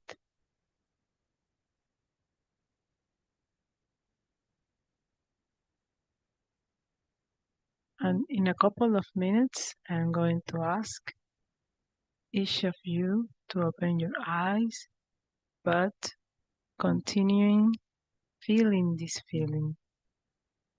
Because most of the time, the first moment we open our eyes, we get back to the stress, to fear, to anxiety. So, slowly, when you're ready, you're going to open your eyes and you're going to watch carefully the room you are in now. You're going to observe the objects that are in your room now, and you're going to continue feeling the silence inside. Like if you are in the middle of the room, but you don't belong to the room. Like you're watching the room, you're watching every object carefully, but you remain silent inside. Don't identify with the objects. Don't identify with the world you are seeing. You are the silence that you are feeling inside. If a thought comes, if a thought appears into your mind or a feeling, you continue with the meditation that you were doing inside. You decide to let go of that feeling, that opinion about that object, that thought, that belief.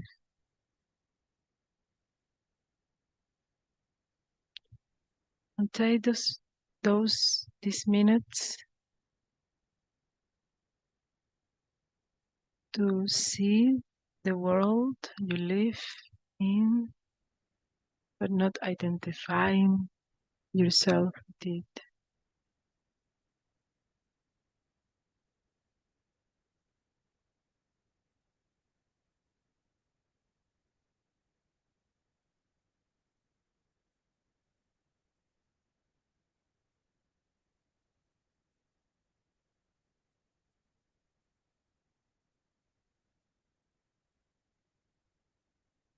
Find yourself in the silence that is the core of your existence.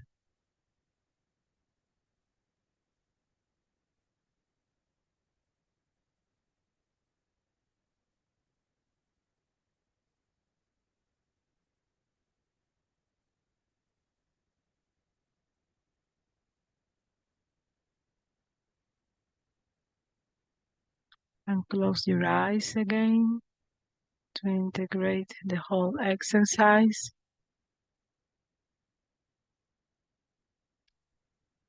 And realize that with the eyes closed or with the eyes open, there is something that is the same, that remains the same inside. And is the silence, is the awareness. You were aware of the silence, you were aware of your thoughts, you were aware through your eyes of the outside world. You're always being aware. Identify yourself with this awareness.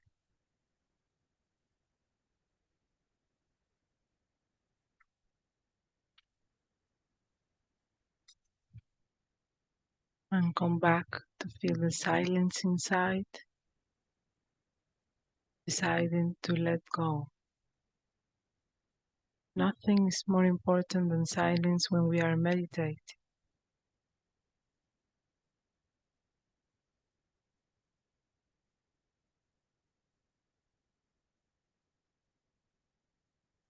You're exercising your decision power.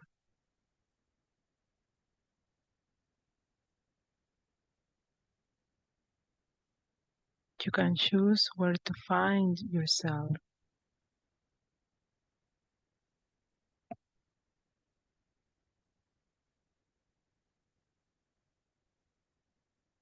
you identify with your thoughts, you're going to suffer because thoughts are always changing, and thoughts depends on the changing of the environment. And to identify with something that is always changing is to suffer because you don't have stability. But if you identify yourself with silence, you find stability inside yourself.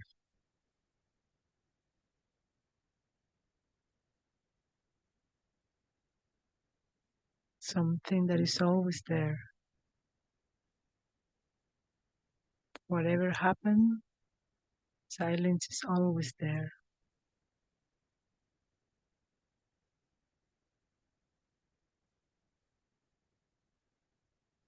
And you can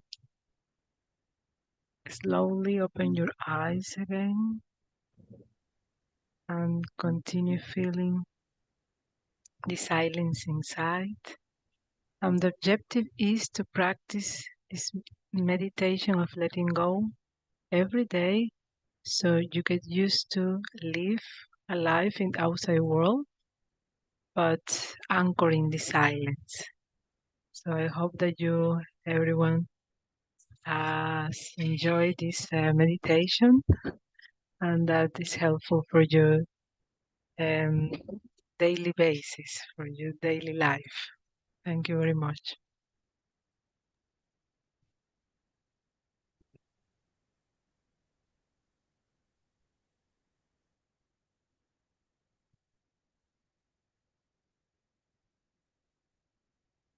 Thank you, Melody. How's everyone feeling? I didn't want to stop. You guys probably still, some of you may still be in it.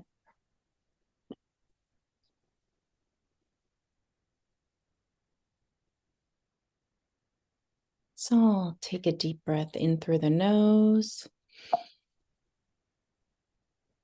and exhale through the mouth.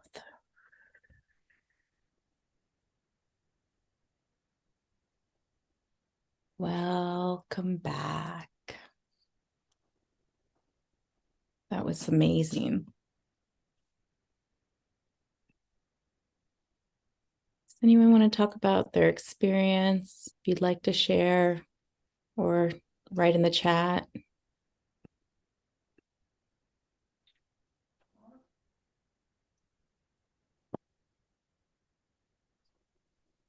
I really needed that. It just took me down and slowed me down just a little bit.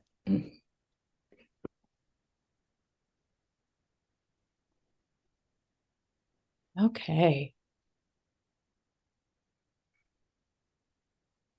Mark, are you saying something?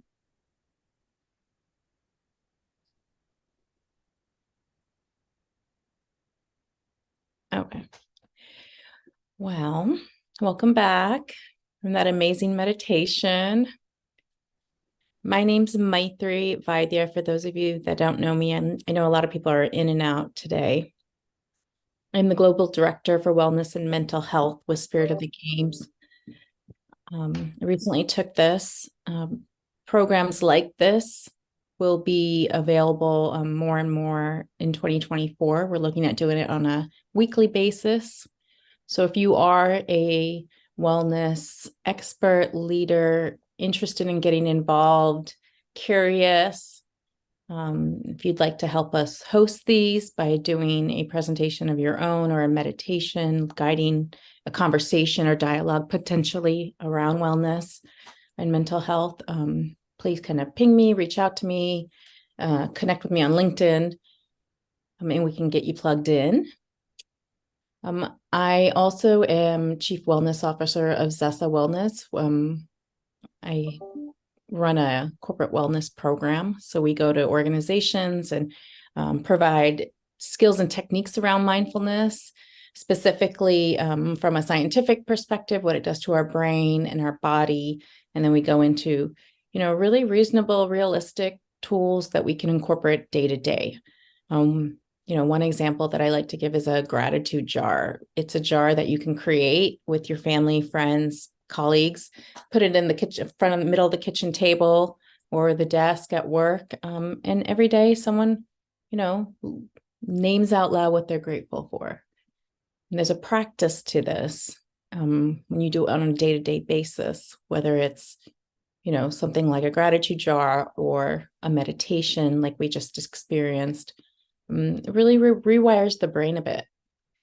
So, neuroscience has proven that now. They've done quite a bit of research. The National Institute of Health also has a division that does research around mindfulness and the benefits of it, as well as yoga and other alternative medicines.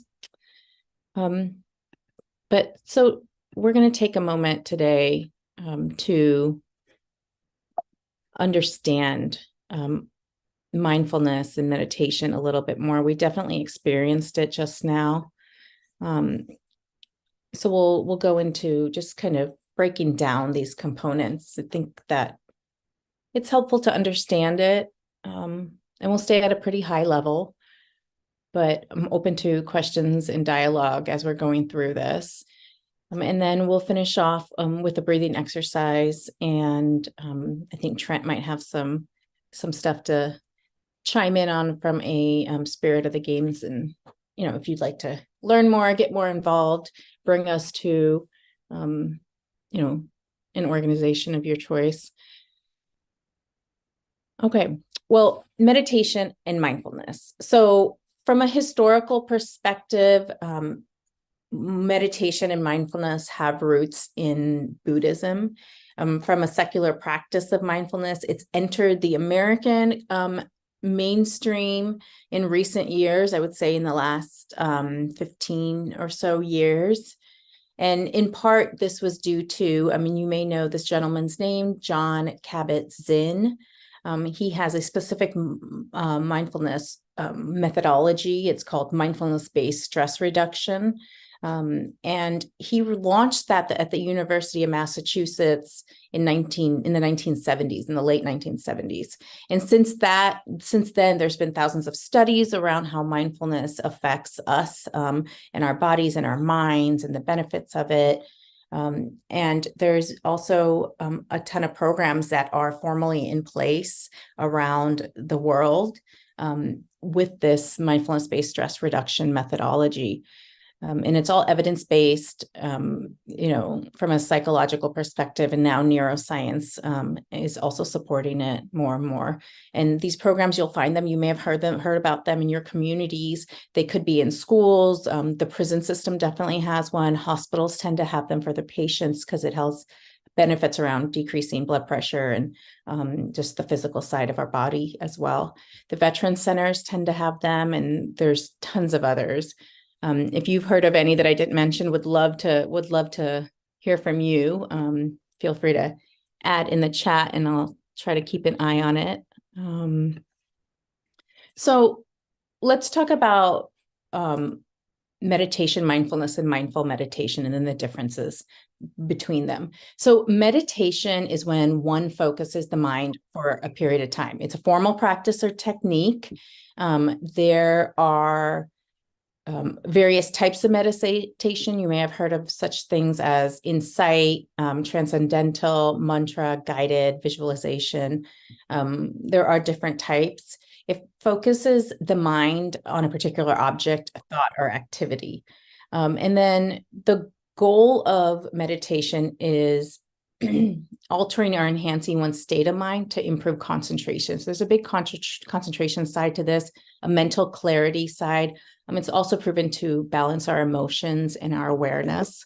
And then mindfulness, on the other hand, it's an informal practice. It is about being present in the moment, and there's kind of a quality or state of being around this. You can do this anytime, anywhere, because it's about just being in the moment. Like Melody had led us in meditation toward the end when we opened our eyes, and we're just asked to kind of look around us, around at the room, the objects in the room and whatnot, kind of really just being in that moment physically where we were as we opened our eyes. That's kind of an example of it. Or if you're in line with getting coffee and there's a lot of movement around you and you just kind of are in that moment, seeing what's going on almost as though you're a third person in the room. But there is a state of being around it, and it can be developed. There's tools and techniques that have been proven to help improve mindfulness. And some of those you'll be introduced to through our programs here at Spirit. And then there's mindful meditation. Mindful meditation is a formal practice, and it's focusing on being in the present moment without judgment. This is more of that mainstream meditation, mindfulness that you may have been exposed to at some level. You become an observer of yourself and your surroundings, like we had kind of just mentioned, and you become aware of your thoughts and your emotions and your surroundings. And it has an effect, it may affect you, it may affect the people that you come across with and the world around you. Now, mindful meditation, it is evidence-based, and it has been proven to reduce stress, improve communication, increase awareness, productivity, and creativity. And a lot of corporations bring mindfulness meditation into their team building exercises or leadership development programs to help kind of improve that communication and the team cohesiveness.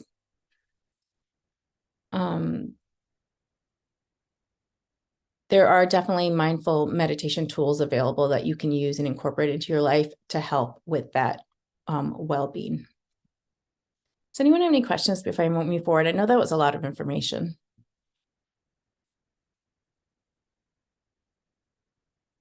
Okay.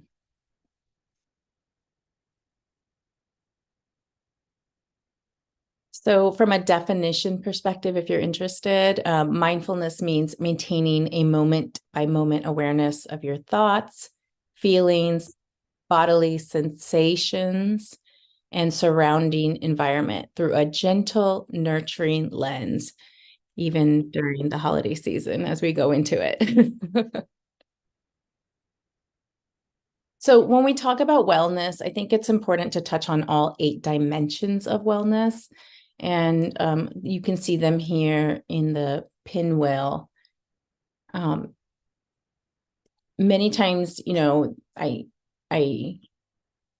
always think balance is such a big piece of wellness. Many times when we are spending more time on one aspect versus another, it throws our balance off, and you can really feel that sometimes in your body and in your life and in your routine. So what well-being, like let's talk about well-being before we get into each of these individual dimensions. So well-being is the overall positive state of one's emotions. You may have heard terms like emotional well-being.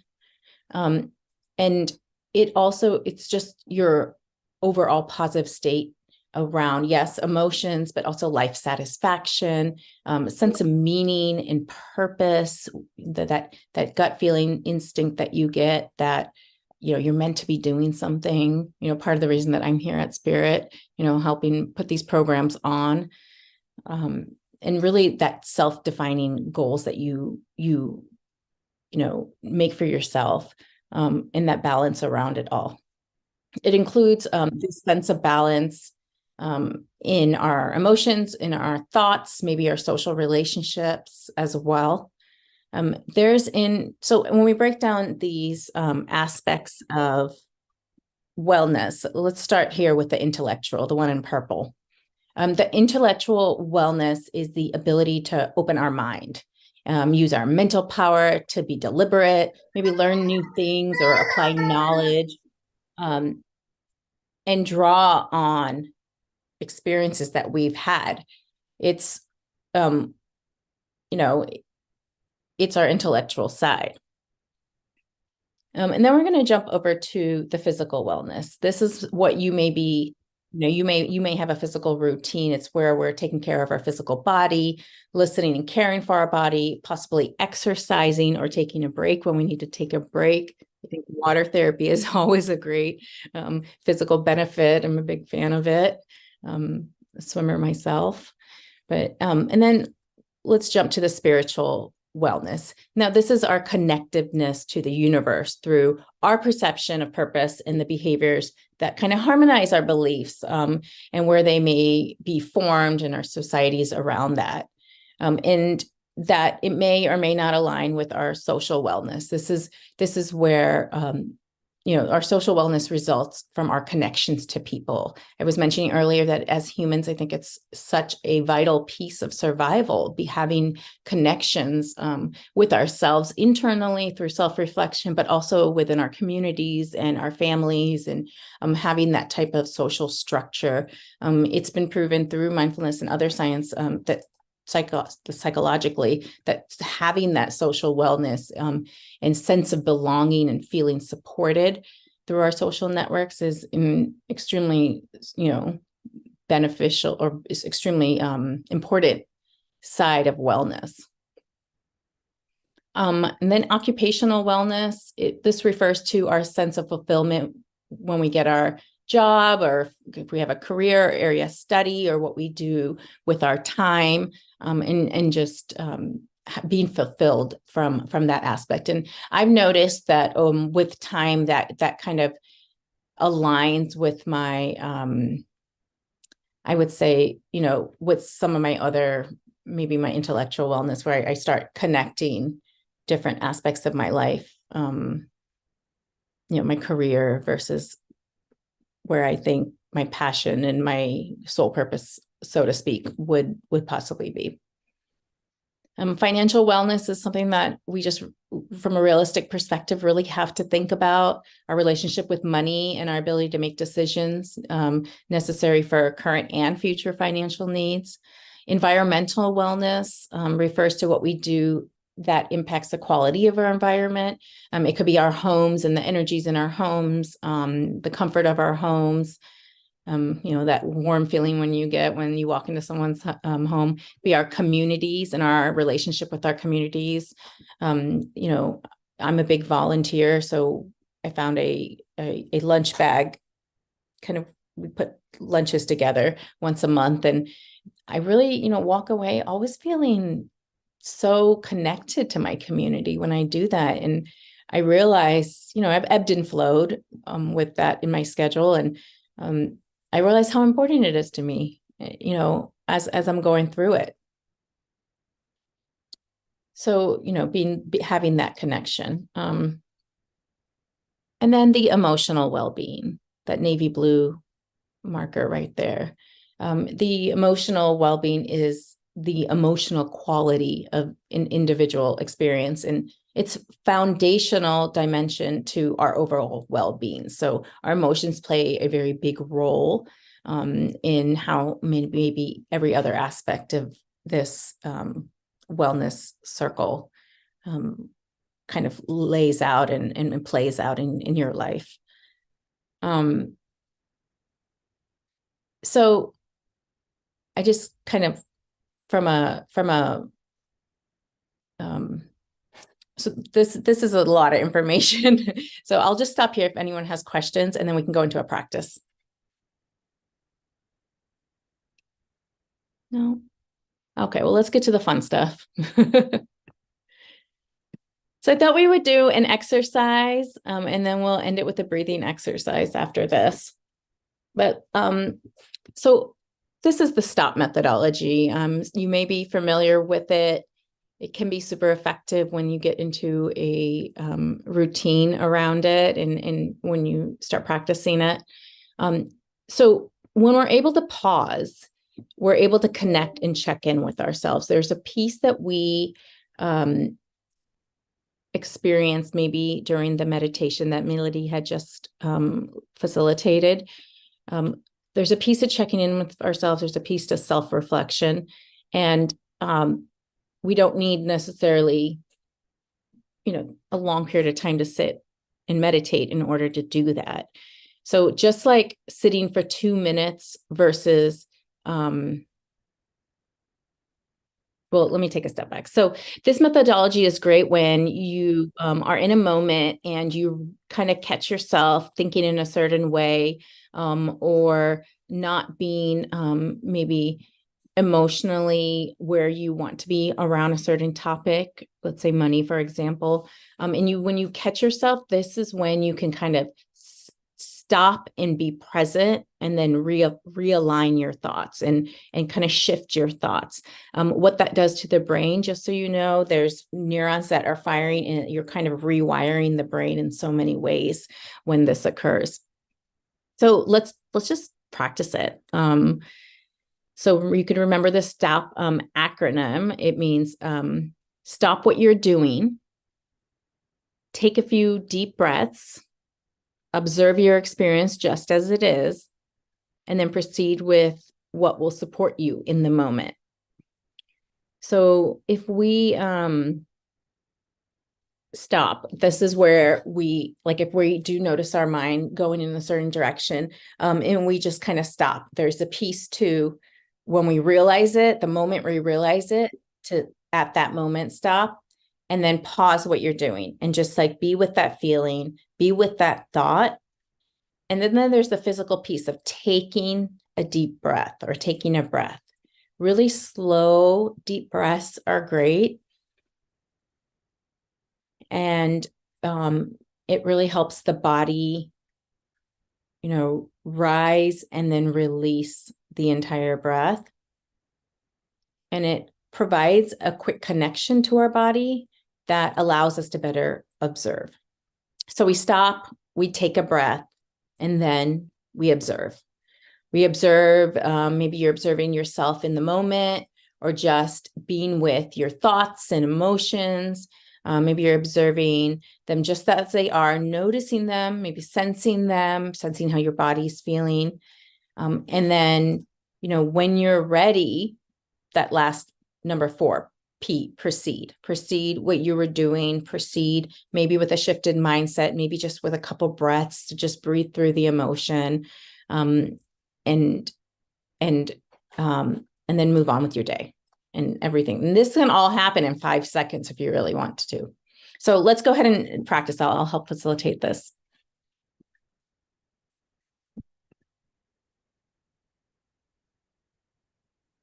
Okay. I invite you to experiment with this exercise as you wish. If you'd like to, you can choose a body part that may be something to observe, like your feet or your hands. You can keep your eyes open, or you can close them, or softly gaze downward at your hands or your feet. So observe your feet. Let's start at the bottom. Notice your feet. Become aware of where your feet are in connection to your body.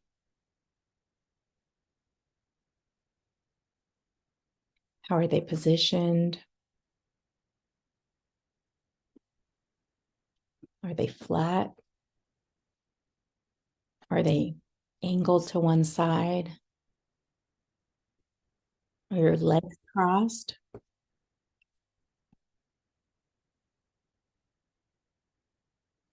Notice the balance of weight between the 2 feet. Is one side balanced more than the other?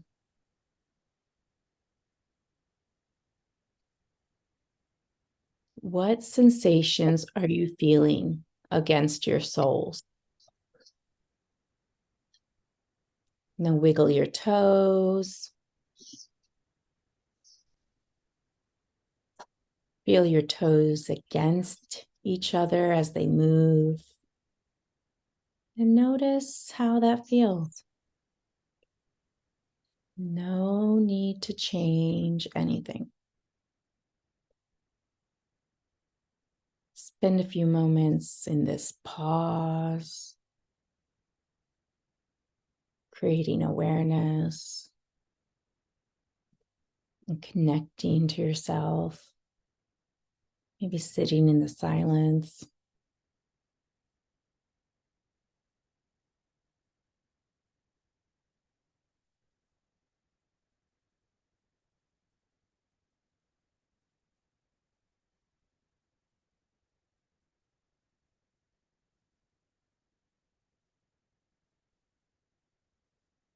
This can be done anytime, anywhere.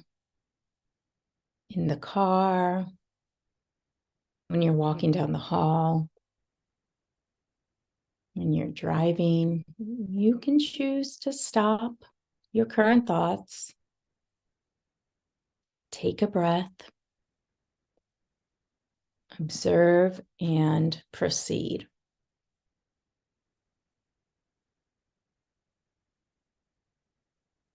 You can use stop when you notice you need to pause or you need a break, or when you need to recenter your thoughts, or when you need to prepare for what's next and you just needed a little time. I think sometimes my mind moves so fast with so many different to-dos, and I just need to stop everything at times. And I almost, not completely break down, but I just stop everything. I have to put everything down and just sit with my thoughts, observe them, how fast they're moving, the information going through them. And sometimes the sitting and the slowing down helps me filter them and provides quite a bit of clarity as to what I have to do next, with all my to-do lists. But it's also very beneficial to take moments, if your life is very fast-paced, then take moments, even if it's 5, 10 moments, 10 seconds, multiple times a day, to do an exercise similar to this, if you can't sit and meditate for a long period of time.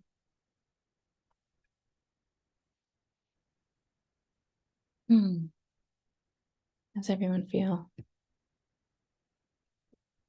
Well, now you have something you can take home with you.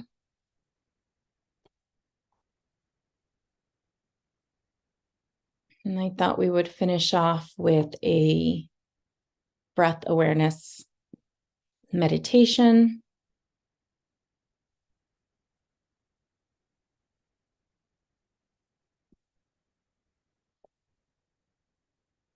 Okay, so we're going to take a moment to practice awareness of breath meditation. I'll be guiding this practice. Keep in mind that my guidance is just an invitation.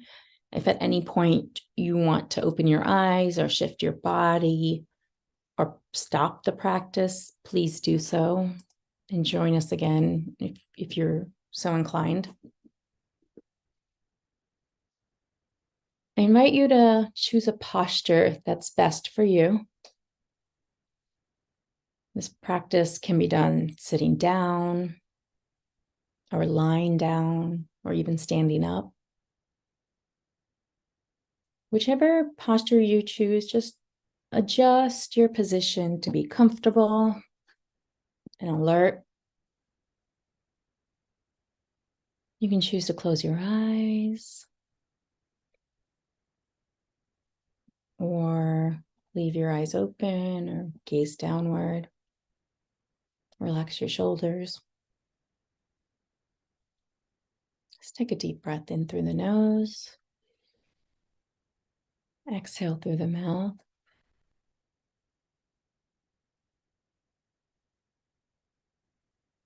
In this practice, we bring our attention to the breath, just as it is, moving in and out of the body.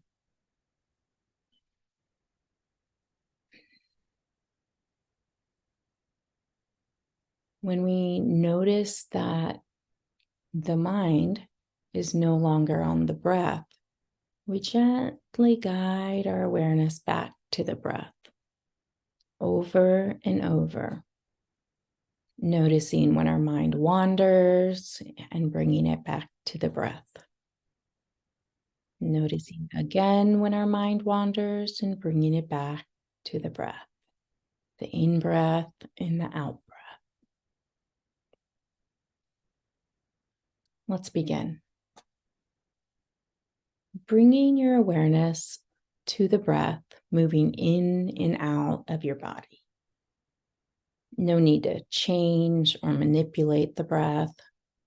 Simply letting your attention rest with the breath as it is. One in-breath and one out-breath.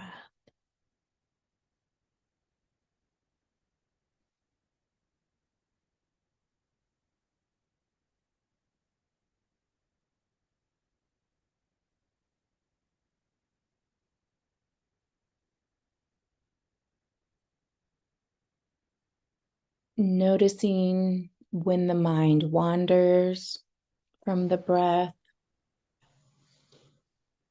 and noting what's on your mind without judgment, and gently drawing your attention back to your breath. Your in-breath and your out-breath.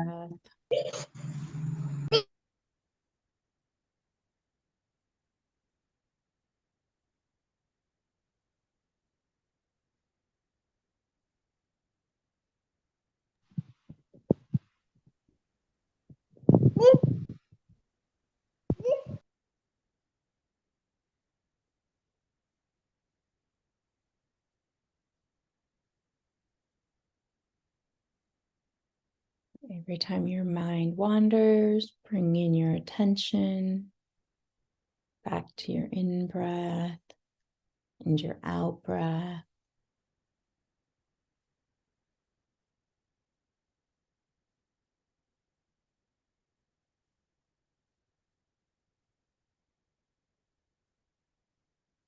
And as we come to the close of this practice,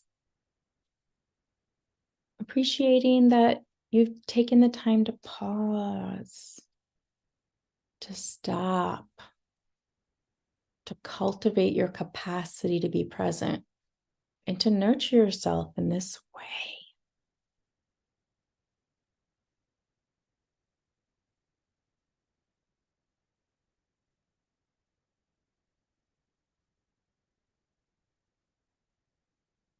Gently opening your eyes. And when you're ready,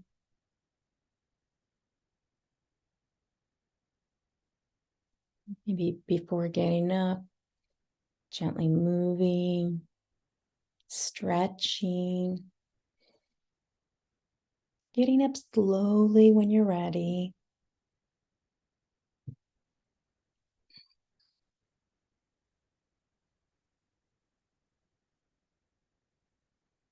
Remembering that connecting in this way is an act of self-care, which you can access throughout your whole day.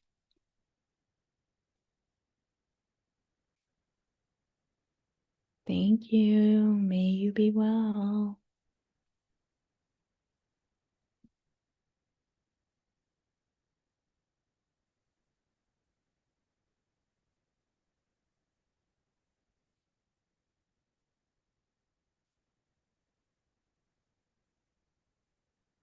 How's everyone feeling? I see the chat. Thank you. Restorative. Yes, it's very restorative. Relaxing, fresh, feeling fresh in the mind. I love that. Thank you for sharing.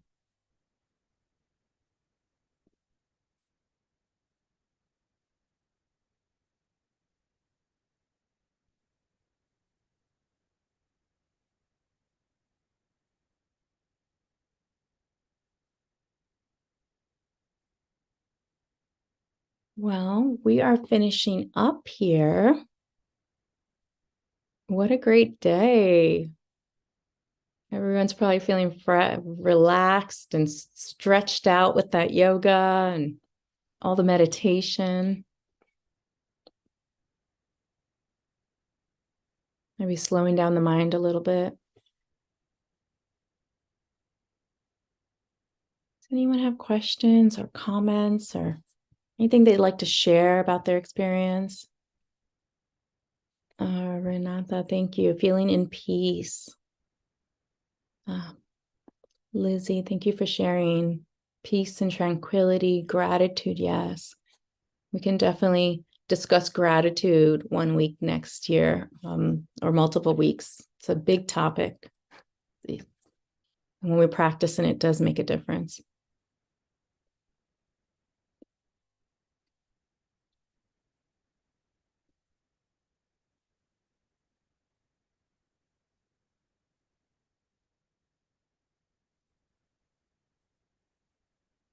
You want to take it. Sorry. Keep in mind that we have a week worth of edition of events this week. It is our Spirit of the Game Impact for Everyone Fall Edition. So today was the first day with this Wellness and Mental Health Day. Tomorrow we're having an America's Community Dialogue Day. Wednesday is Europe and Africa Community Dialogue Day. Oh.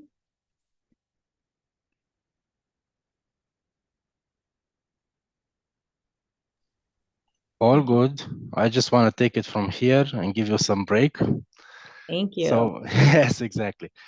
So I think everybody's seeing my screen. As Maitri was actually telling you, we have a week-long conference, and it's going to be split into different categories for the different areas that SotG is activating.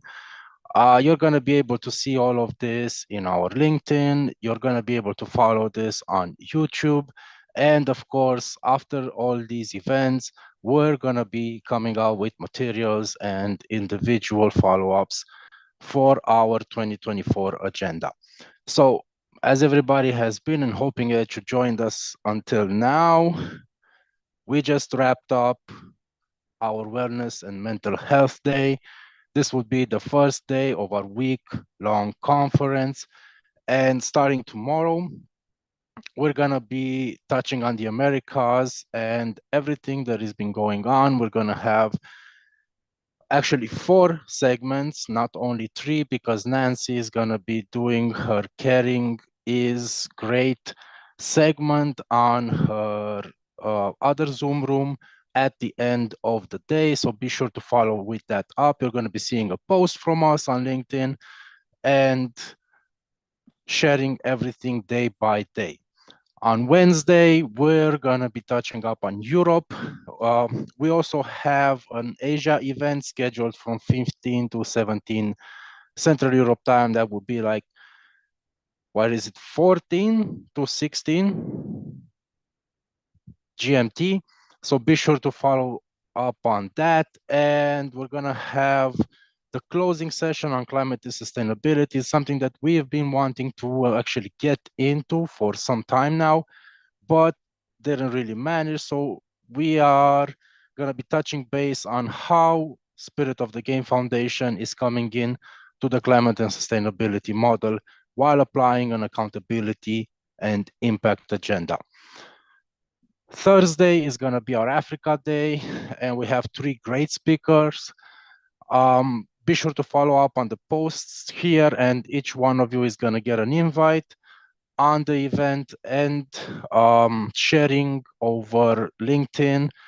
Please share this. We need as much coverage as we can on what it means to have an impactful way of life and an accountable way of life in the Spirit of the Game model. We're going to be wrapping up the week with our Impactful Business Network. Now, on the Impactful Business Network, we're going to be launching it on January with the Impactful Coaching and Consulting And the segment on Friday is going to be touching base on the social impact platforms. That's going to be done by Trent. I'm going to present the Impactful Investors Network and what it means to actually have an Impactful Business certification.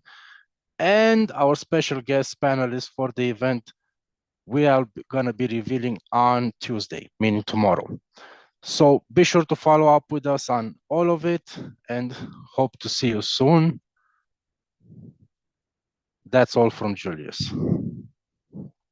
Yeah, so I just put the link into the chat for the Mind, Body, Soul page on LinkedIn. Please follow that page so you stay up to date on when we are going to be offering this. Most likely, we are looking at Wednesday afternoon time for Europe and Africa. So that's Wednesday morning for the Americas.